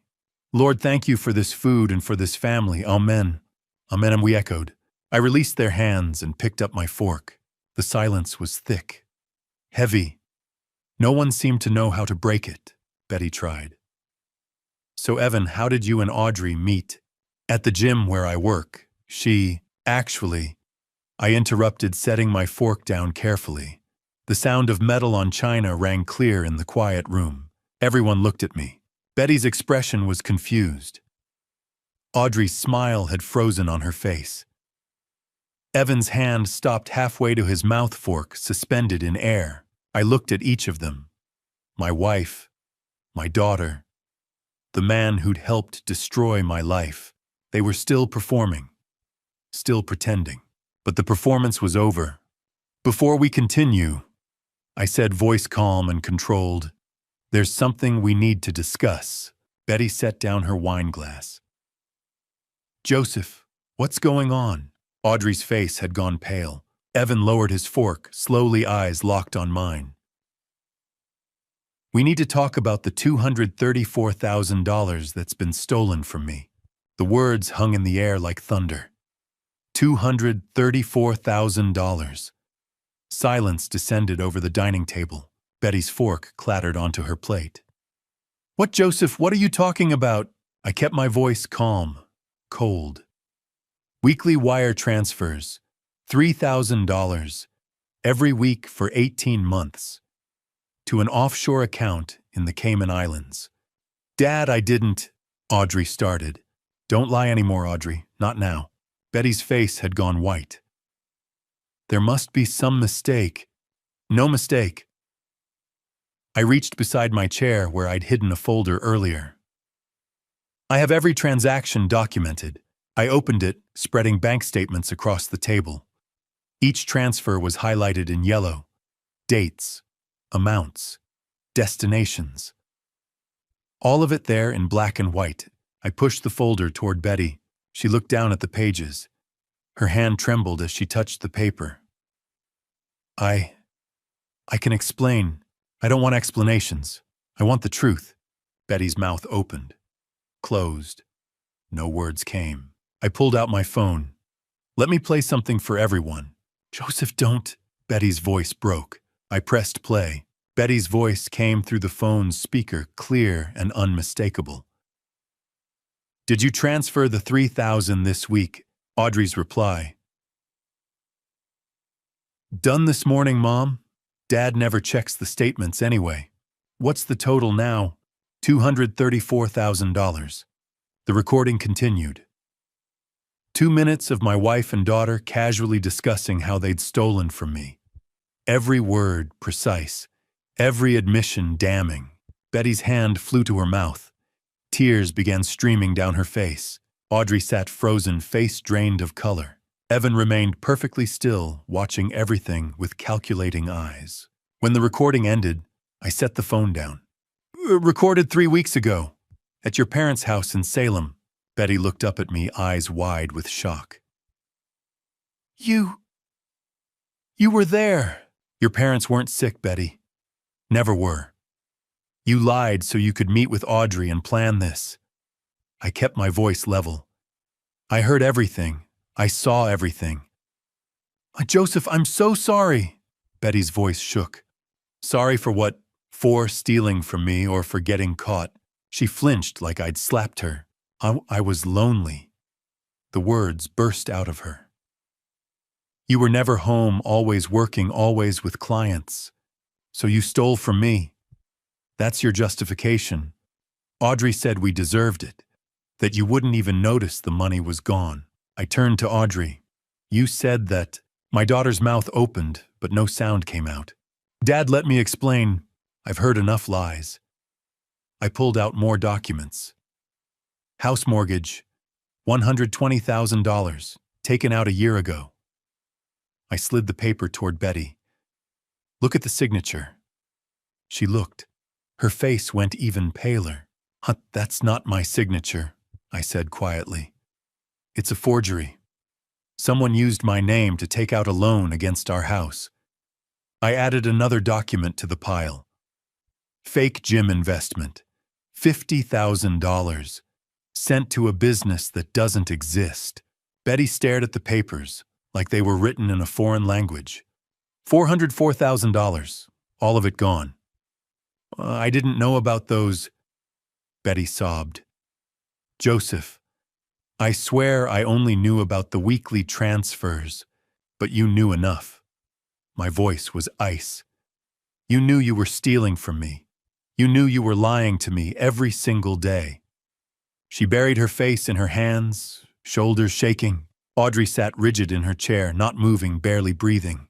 And Evan watched it all unfold with the detachment of someone watching a play. I let the silence stretch, let them sit with what they'd done. Then I spoke again. But that's not even the worst part, Betty. She looked up, tears streaming. What do you mean? The worst part is what you don't know. I looked at Audrey, then at Evan, then back to Betty. Tell your mother the truth, Audrey. Tell her about Evan. All the color drained from Audrey's face. She looked like she might be sick. Evan's jaw tightened. His hand moved slightly under the table. Betty looked between them, confusion replacing some of the grief in her eyes. What about Evan? He's been helping us, helping my parents. Helping you. I let the question hang. Or using you. I don't understand. I think you do. Deep down, I think you've known something wasn't right. Betty looked at Evan. Really looked at him. For the first time, I saw doubt creep into her expression. Evan has been very attentive to our family, I continued. To you, Betty, making you feel seen, feel valued. Hasn't he? She nodded slowly, uncertain where this was going. And you believed he cared about you.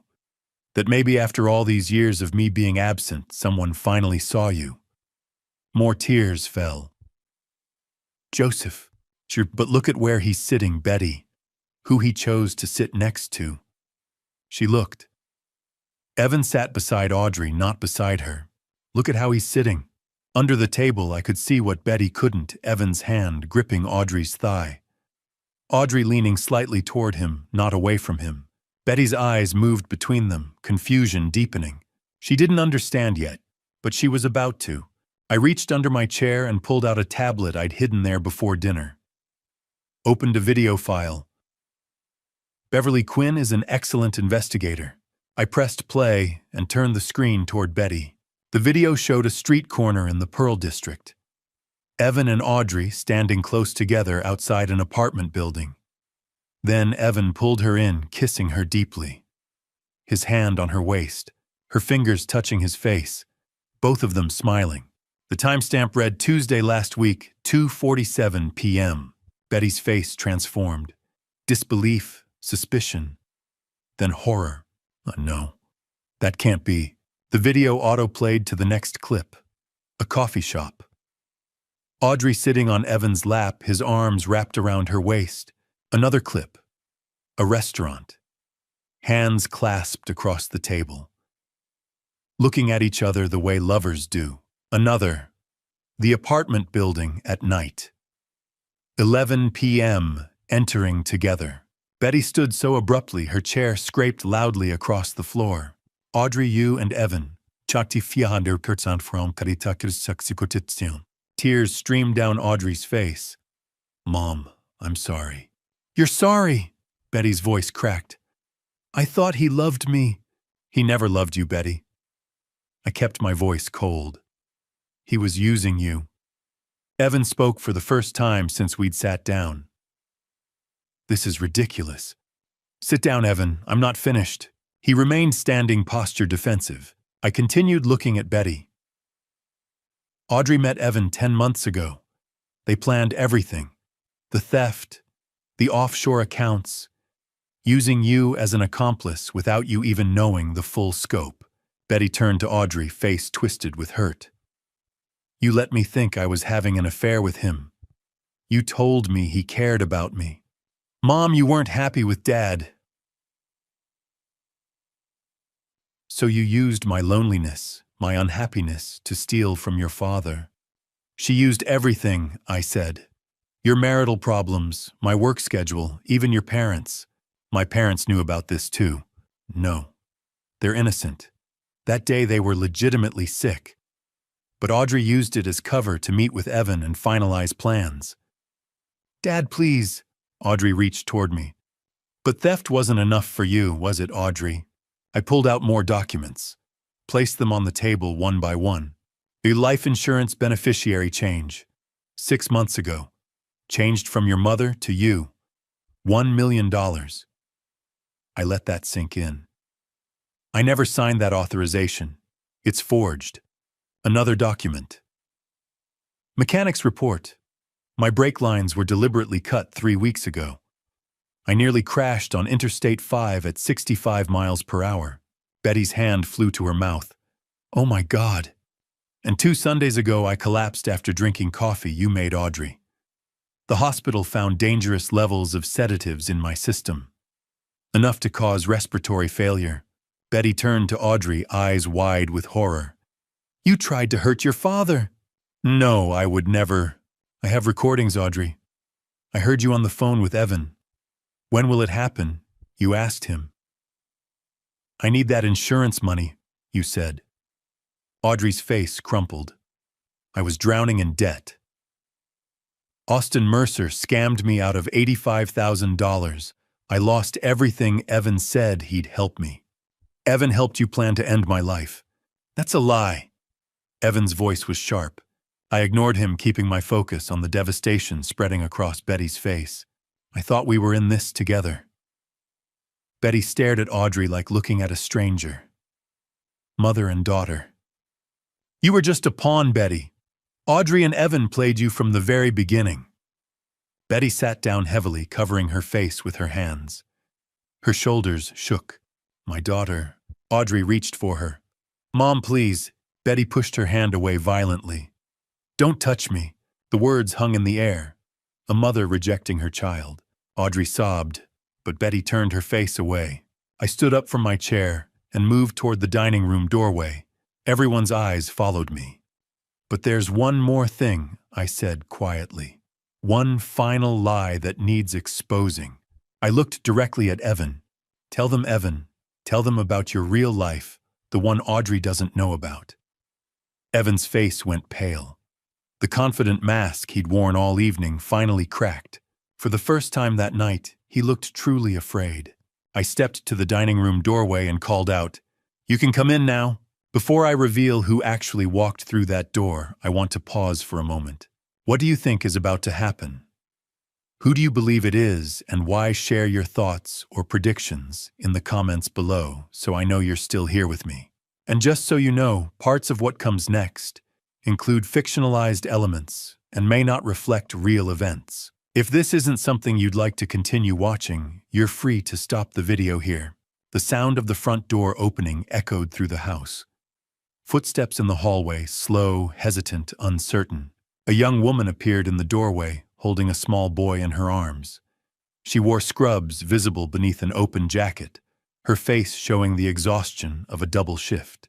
The boy, maybe 5 years old, clutched a teddy bear to his chest and looked around with wide, confused eyes that took in the fancy dining room, the overturned documents, the frozen faces staring at him. Absolute silence fell over the room like a physical weight. Evan's fork clattered against his plate.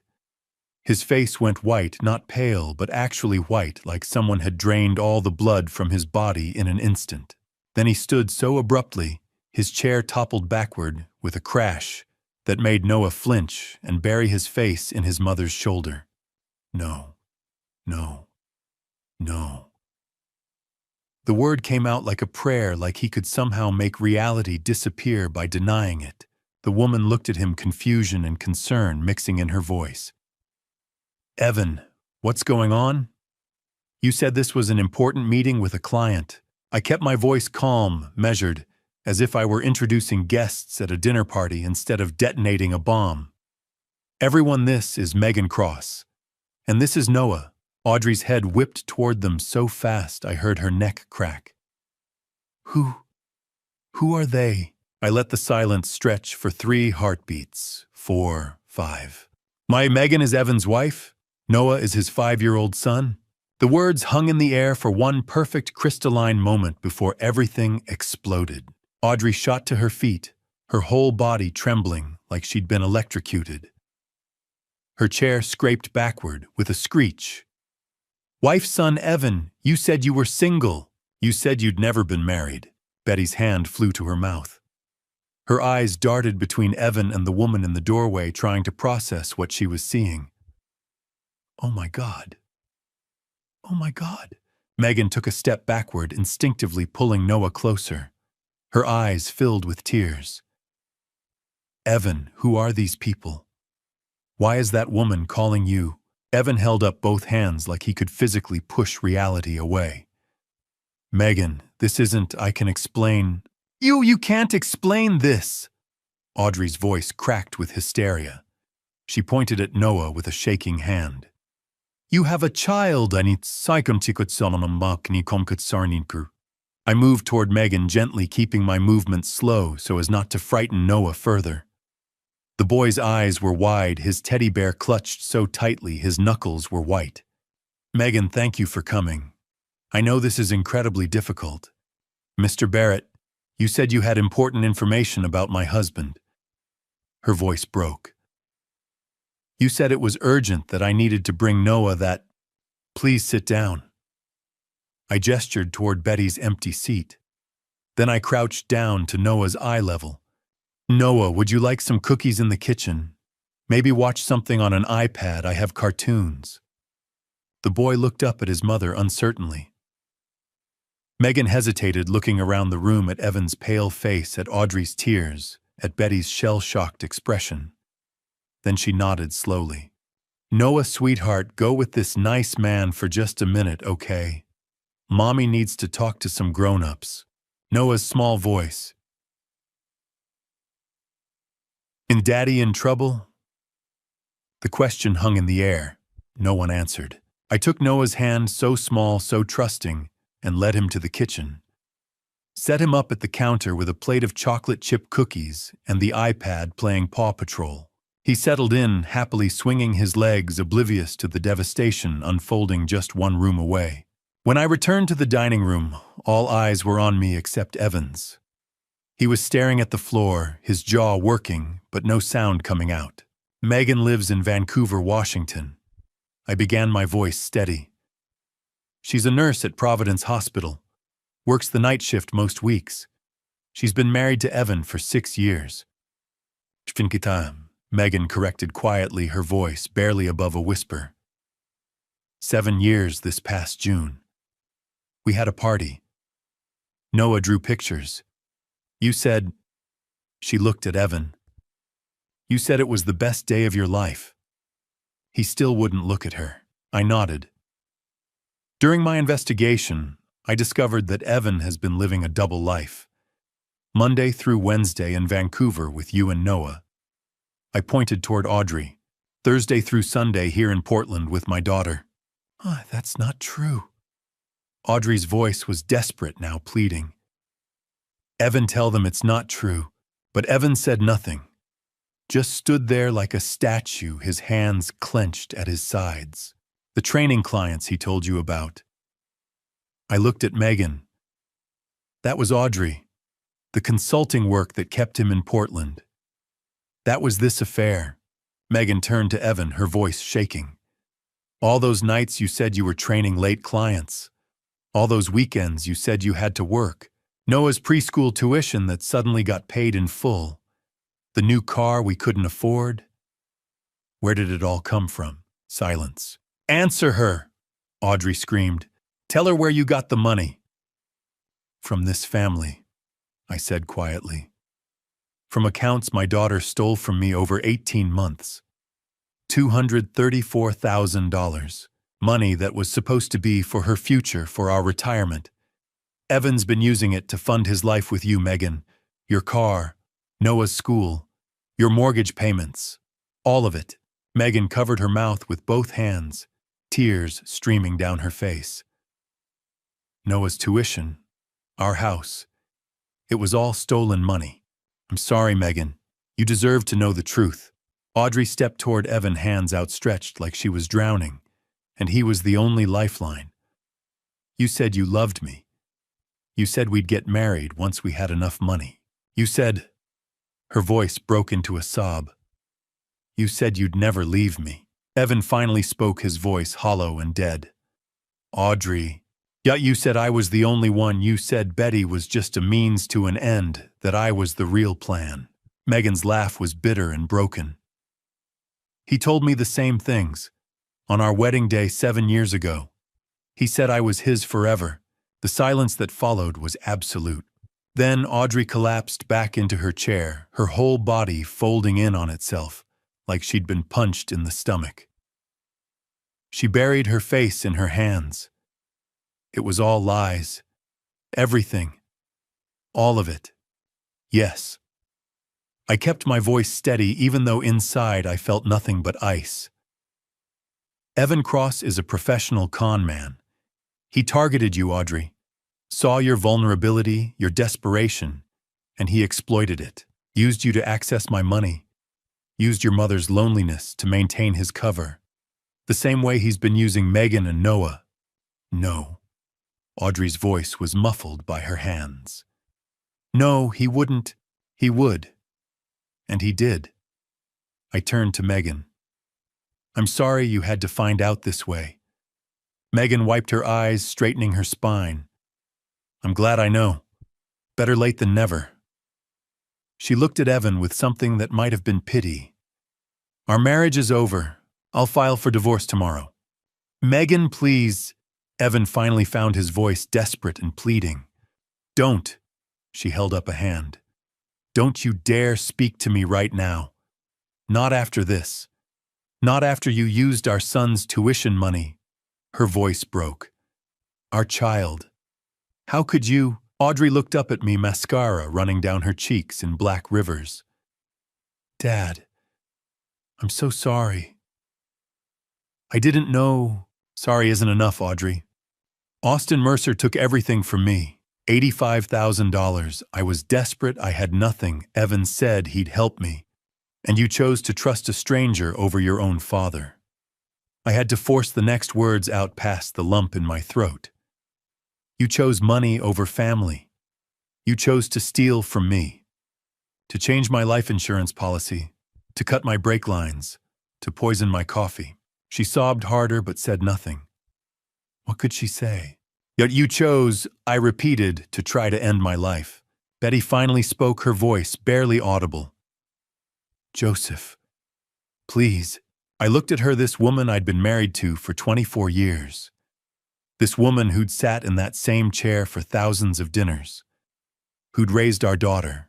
Who'd stood beside me at weddings and funerals and every moment in between. You enabled all of it, I said quietly.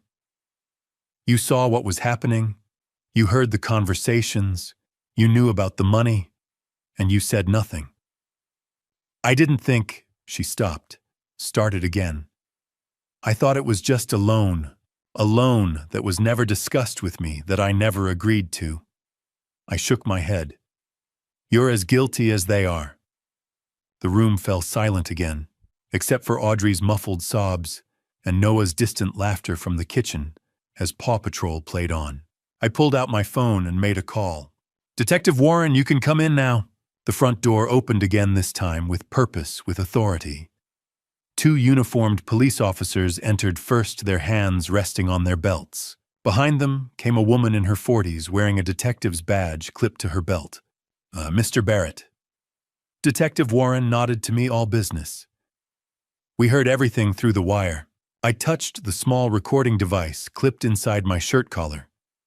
You have all the evidence, every word, crystal clear. She turned to face Audrey and Evan, her expression professional and cold. Audrey Barrett and Evan Cross, you're both under arrest for fraud, embezzlement, and conspiracy to cause serious bodily harm. She began reading them their Miranda rights in a steady, practiced voice. You have the right to remain silent. Anything you say can and will be used against you in a court of law. Audrey stood on shaking legs as a uniformed officer moved behind her with handcuffs. The metallic click echoed through the room. Dad, please! Audrey's voice rose to a scream. Don't do this. Please, I'm your daughter. I turned away. Couldn't watch. Couldn't bear to see the handcuffs on her wrists. You have the right to an attorney. If you cannot afford an attorney, one will be provided for you. The second officer cuffed Evan, who went quietly, his face blank, all the charm and confidence drained away, leaving only empty shell. They led Audrey toward the door. She twisted in the officer's grip, looking back at me one final time. Daddy, she whispered. She hadn't called me that since she was 10 years old, but I said nothing. just watched as they guided her out the door and into the waiting police car. Through the dining room windows, red and blue lights flashed rhythmically, painting the walls in alternating colors like a twisted disco. Betty sat at the dining table, completely collapsed, her whole body shaking with sobs that seemed to come from somewhere deep inside her. Megan held Noah, who'd come running from the kitchen when he heard the commotion. The boy's small face confused and frightened, tears starting to stream down his cheeks as he watched his father being led away in handcuffs. "Mommy, why are they taking Daddy?" "What did Daddy do?" Megan couldn't answer, just held him tighter. And I stood alone in the center of the dining room, surrounded by the wreckage of everything I'd ever built. The overturned chair, the scattered documents, the cold dinner no one had eaten, the half-empty wine glasses, the family that had just been destroyed beyond repair. Justice had been served, but the price was everything I'd ever loved. Through the window, I watched the police cars pull away, their lights fading into the distance. Betty sobbed. Noah cried for his father. Megan stared at nothing, and I stood in the ruins of my life wondering if this was what victory was supposed to feel like. The weeks following the arrests were a blur of lawyers, courtrooms, and media attention I never wanted. Week 1 hit like a sledgehammer. I spent 8 hours at the police station giving my full statement. Every detail, every recording, every document. The detectives were thorough, methodical. By the time I walked out, the sky had gone dark and my voice was hoarse. Audrey and Evan were denied bail. Flight risk, the judge said, given the offshore accounts and evidence of planning. They'd remain in custody until trial. Betty was questioned for hours, but she cooperated, fully turned over everything she knew. 2 days later, she moved out of our house and went to stay with her sister across town. The media descended. Local father exposes daughter's elaborate theft plot. My phone rang constantly, reporters, concerned friends, complete strangers wanting to know details. I changed my number, started living like a ghost in my own life. Benjamin handled the press. Mr. Barrett requests privacy during this difficult time, but privacy meant being alone in that empty house, walking through rooms that suddenly felt too large, too quiet. I found myself standing in Audrey's bedroom one afternoon, looking at her high school trophies, her graduation photos, the collage of memories on her wall. Where did I go wrong? The trial preparation consumed weeks 2 through 8. The prosecutors, led by Assistant District Attorney Sarah Mitchell, a woman with 20 years of experience and a reputation for being relentless, built their case methodically. Defense attorneys tried negotiating plea bargains. Benjamin sat across from me in his office. They're offering a deal. Audrey could plead guilty to lesser charges. 3 years instead of 10. No deals. Aunt Joseph, seeing Audrey on the witness stand is going to be painful. I need the truth on record. All of it. Everything that happened. No shortcuts. He studied me for a long moment, then nodded. Full trial it is. The pre-trial hearings were brutal. Audrey's defense argued she'd been manipulated. My client is a victim of psychological abuse and gaslighting by Evan Cross. Evan's defense claimed insufficient evidence. There's no physical proof our client directly attempted to cause harm. But the most painful moment came when Betty took the stand, testifying for the prosecution. Against our daughter. So Audrey told me Joseph wouldn't notice the missing money, Betty said, voice shaking. She said he deserved what was happening to him. Megan filed for divorce from Evan. When she testified, her voice was steady despite tears. He told me he was working late, training clients. Really, he was with Audrey. March 15th. The trial began. The courtroom was packed. Media in the gallery. Public spectators. People I'd known for years watching as my private devastation became public record. Day 2, I took the stand. 4 hours of testimony. I described discovering the theft in Salem, the recordings, the brake failure on Interstate 5, the sedatives in my coffee. The cross-examination was savage. Mr. Barrett, were you an emotionally distant father? I worked hard to provide for my family. But did you ever tell Audrey you loved her? every day of her life. Yet she felt desperate enough to steal from you. Why do you think that is? I had no answer that would satisfy them. Day 5. Audrey took the stand. She was sobbing before the prosecutor even asked the first question. Her voice shook as she spoke. I made terrible mistakes. I was drowning in debt, $85,000. Austin Mercer had scammed me, and I was desperate. Evan promised to help. I trusted him. The prosecutor's voice was cold. Did you put sedatives in your father's coffee on March 10th? Long silence.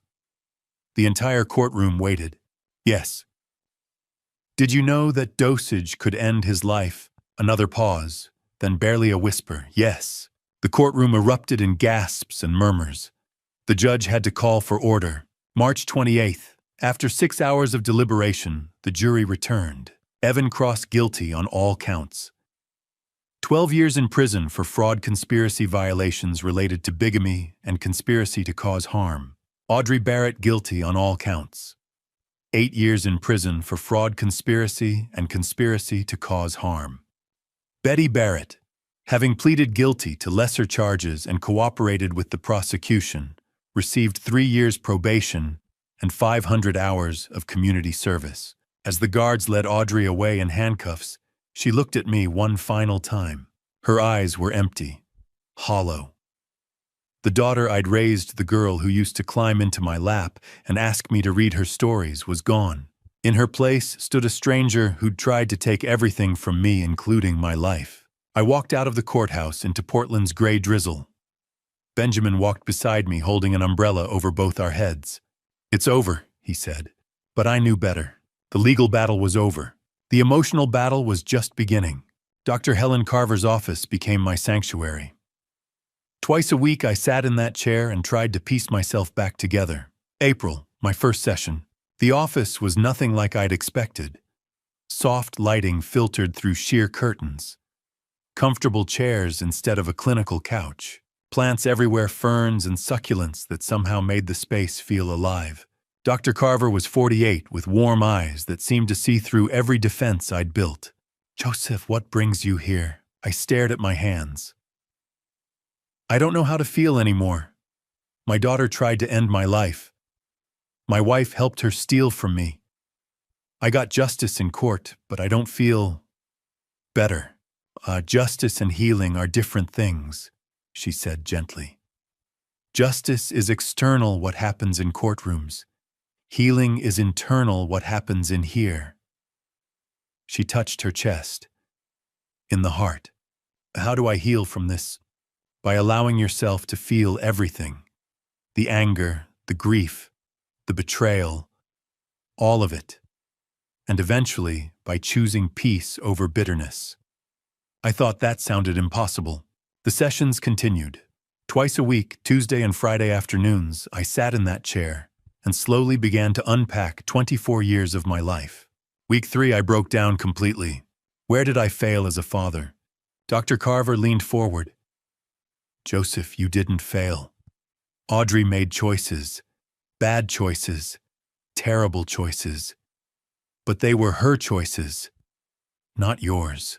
But I must have done something wrong. Good parents raise children who are still human, who still have free will, who can still make devastating mistakes. Her voice was firm. You can't control another person's choices, not even your child's. Week 6, we talked about Betty. 24 years. Was any of it real? Some of it was real, Dr. Carver said. People are complex, Joseph. Betty loved you once. I believe that. Then things changed. Maybe she changed. Maybe the marriage changed. That doesn't erase the good years. It just means the story ended differently than you thought it would. In May, she suggested I join a support group, Survivors of Family Fraud, Wednesday evenings in a church basement across town. I walked in, nervous, not knowing what to expect. 12 people sat in a circle, men and women, young and old, all carrying the weight of family betrayal. The facilitator smiled. Welcome, everyone. Who wants to share first? I just listened that first night. a man in his 50s. My brother stole my inheritance, cleaned out my mother's accounts before she died. We haven't spoken in 5 years. A woman in her 60s. My son forged my signature and took my house. I'm living with my daughter now.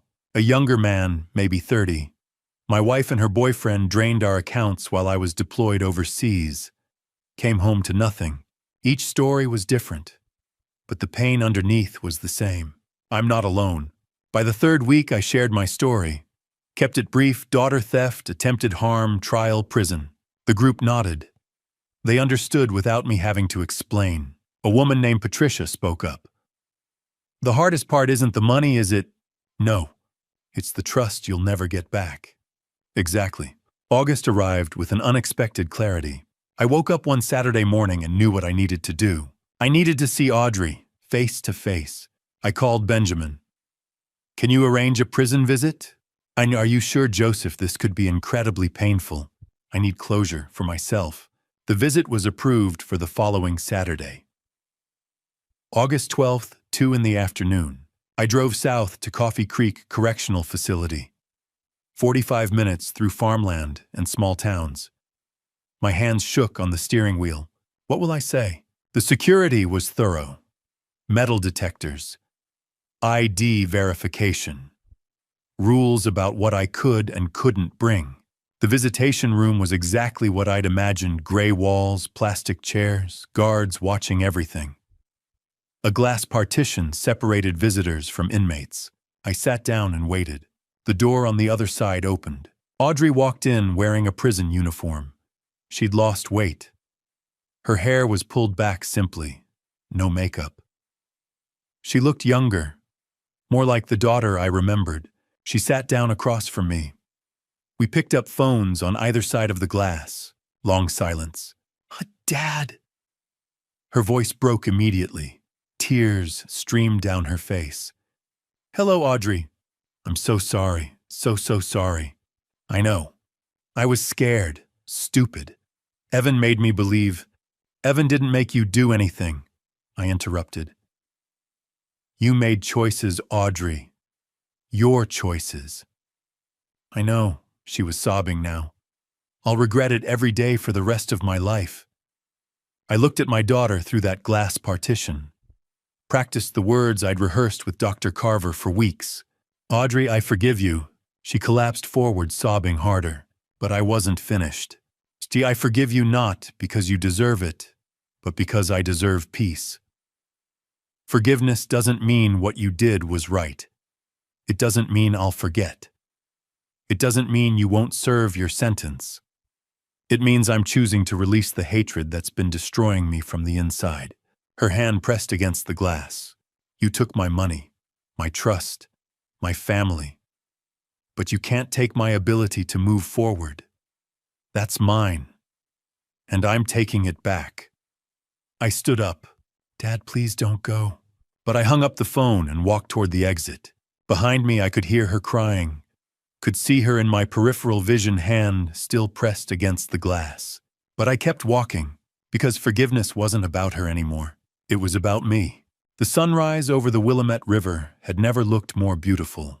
I stood at Tom McCall Waterfront Park at 6:30 a.m. watching the first light of October paint the water gold and orange. The autumn leaves drifted down from the trees lining the riverbank, landing softly on the path where I'd just finished my morning run. My breath came steady, and even no longer the shallow, panicked breathing of a year ago. Exactly 1 year ago today, I discovered the betrayal that shattered my family. Exactly 1 year ago today, I began the journey from blind trust to devastating truth. The anniversary wasn't lost on me. I'd marked it deliberately, choosing to spend this morning here by the river rather than hiding from the memory. A year changes everything. A year changes nothing. Both statements felt true. The changes. I sold the house in West Hills 3 months after the trial. I couldn't live there anymore. Not in the dining room where I'd confronted them. Not in the kitchen where Audrey had poisoned my coffee. Not in the bedroom where I'd lain awake night after night, wondering if my family was planning my death. The house sold quickly. I didn't look back when I handed over the keys. My new apartment in the Pearl District was smaller, simpler, and entirely mine. No ghosts, no memories. Just clean white walls and windows that faced east, letting in the morning sun. I kept it minimal: a couch, a bed, a small desk where I worked. I didn't need much anymore. The things I'd once thought mattered: the big house, the expensive furniture, the perfect family photos, none of it mattered now. I transitioned to part-time consulting and financial advisory work. I still had clients who trusted me, who valued my expertise. But I no longer worked 60-hour weeks. I no longer sacrificed weekends and holidays. I'd learned that lesson the hard way. All the money in the world means nothing if you lose yourself in the process. Instead, I started volunteering. Every Tuesday and Thursday evening, I taught a free course at Portland Community College, protecting yourself from financial fraud, even from family. The first night, 12 people showed up. By the third week, the room was packed with 40 students. Young people trying to navigate their first credit cards, immigrants learning the American financial system, elderly folks who'd been scammed by their own children or caregivers. I saw myself in each of them: the vulnerability, the desire to trust, the fear of what might happen if they didn't protect themselves. I shared my story openly, not for sympathy, but for education. If my pain could prevent even one person from going through what I'd endured, it was worth it. Last month, a woman in her 70s approached me after class with tears in her eyes. Her son had been forging checks from her account for 3 years. She'd suspected, but didn't want to believe it. My class gave her the courage to report him. She hugged me tightly and whispered, "Thank you for saving what's left of my life." I thought about that hug often. It reminded me why I kept teaching, why I kept showing up. Beyond the classroom, I'd also started mentoring young professionals through a local nonprofit. Every Saturday morning, I met with 2 or 3 mentees at a coffee shop downtown, helping them navigate career decisions, financial planning, and life choices. Most of them were in their 20s, around Audrey's age. I tried not to think too hard about that parallel, but it was there. Perhaps helping them was my way of reclaiming what I'd lost with my daughter. Perhaps it was just the right thing to do. The connections. My phone buzzed as I walked away from the riverbank. A text from Megan Cross. "Noah asked me this morning if the cookie man would visit again. He misses you." I smiled. Megan and I had stayed in touch. She divorced Evan immediately after his sentencing and moved back to her parents' house in Vancouver with Noah. We'd met for coffee twice, once in January, once in June. Both times I brought cookies for Noah, who'd remembered me as the nice man with the cookies from that awful night.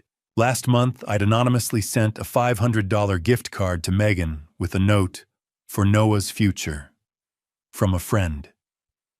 She'd texted me immediately, somehow knowing it was me. I didn't confirm or deny it. Some kindnesses were better left anonymous. I texted back, "Tell him the cookie man says hello. Maybe we can meet for hot chocolate soon." Betty had written to me 3 months ago a short, careful letter expressing regret and asking if we could talk. I hadn't replied yet. I wasn't sure I ever would. Dr. Carver said it was okay to not forgive everyone, to draw boundaries, even in healing. Betty had played her role in the betrayal, even if she'd been manipulated. I wasn't ready to cross that bridge yet. Maybe I never would be. Audrey's letters arrived monthly like clockwork. I hadn't opened a single one. They sat in a shoebox in my closet, unopened and unread. Benjamin had asked me once if I planned to visit her or respond. I told him honestly, not yet. Maybe never. I don't know. Dr. Carver said that was okay too. The final session. Yesterday had been my final scheduled therapy session with Dr. Carver.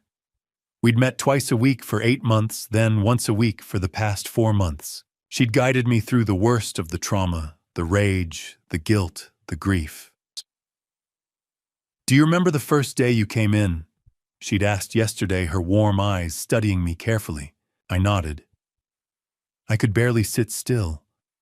I kept waiting for the next betrayal, the next attack.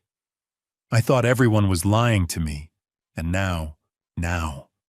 I paused, searching for the right words.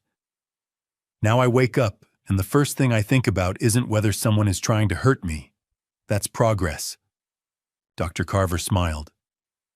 That's enormous progress, Joseph. Healing isn't about forgetting or pretending it didn't happen. It's about learning to live again, despite what happened. You're doing that. I'd left her office feeling lighter than I had in months. The voice memo. This morning after my run, I'd sat on a bench by the river and recorded a voice memo on my phone.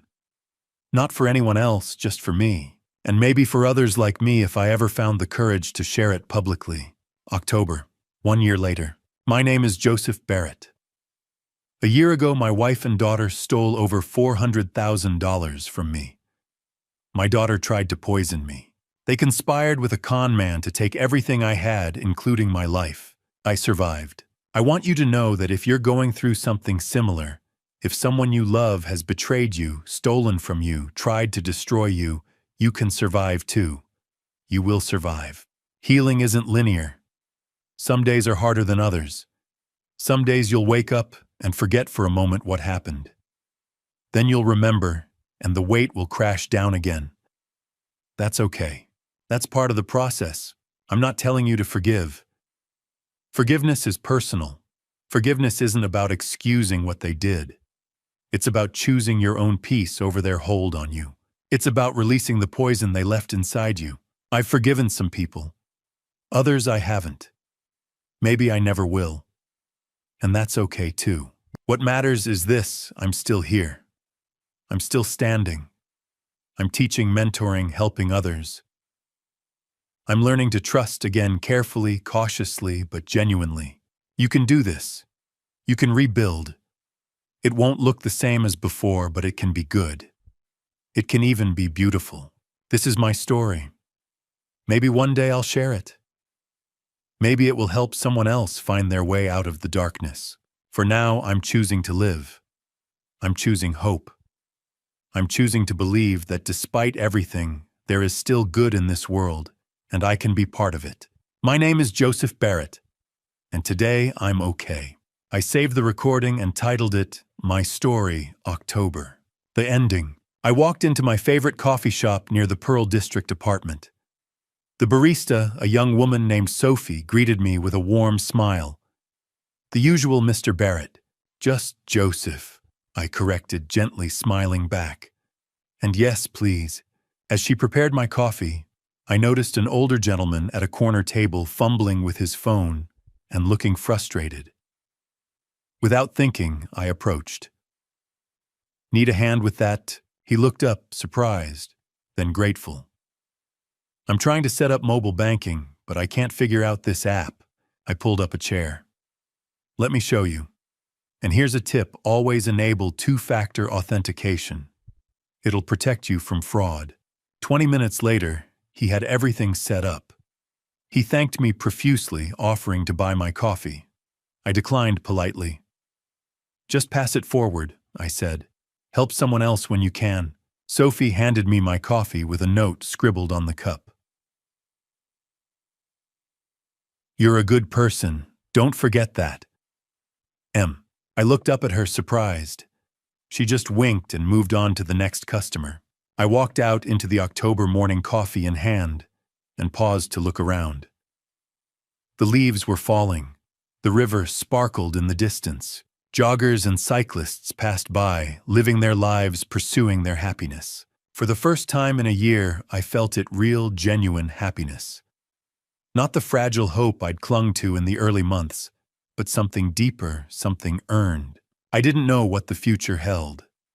I didn't know if I'd ever fully trust again, if I'd ever rebuild a family, if I'd ever stop carrying the scars of betrayal. But I knew this: I was still here. I was still fighting. I was still choosing to believe in goodness even after everything.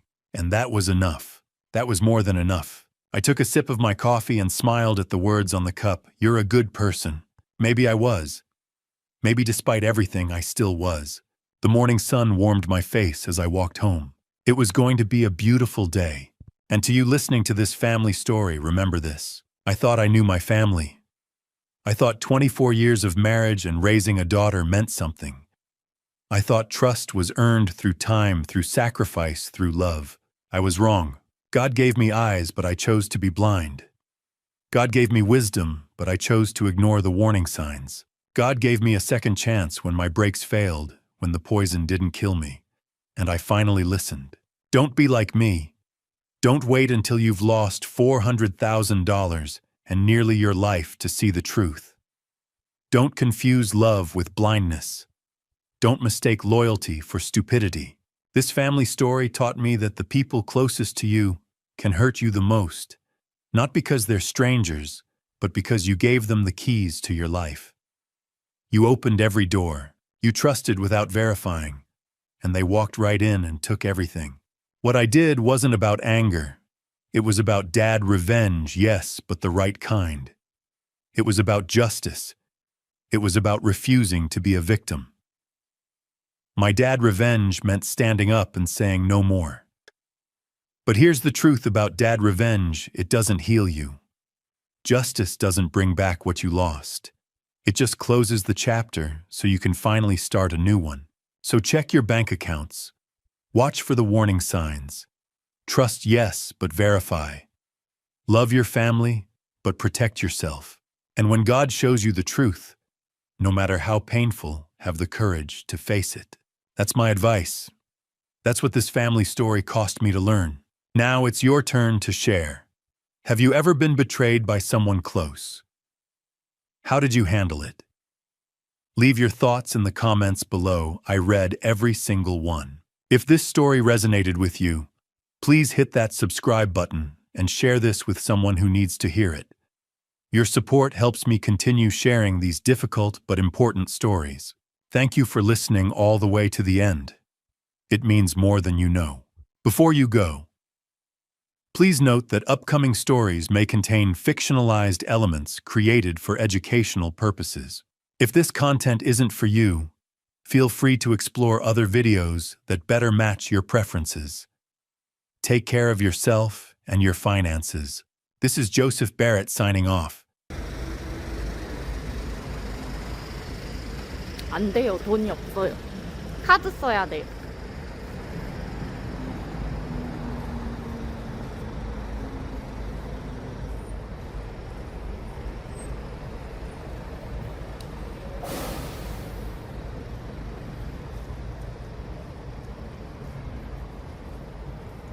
아, 내가 뭐 철국바도 아니고, 어? 그래, 안 그래?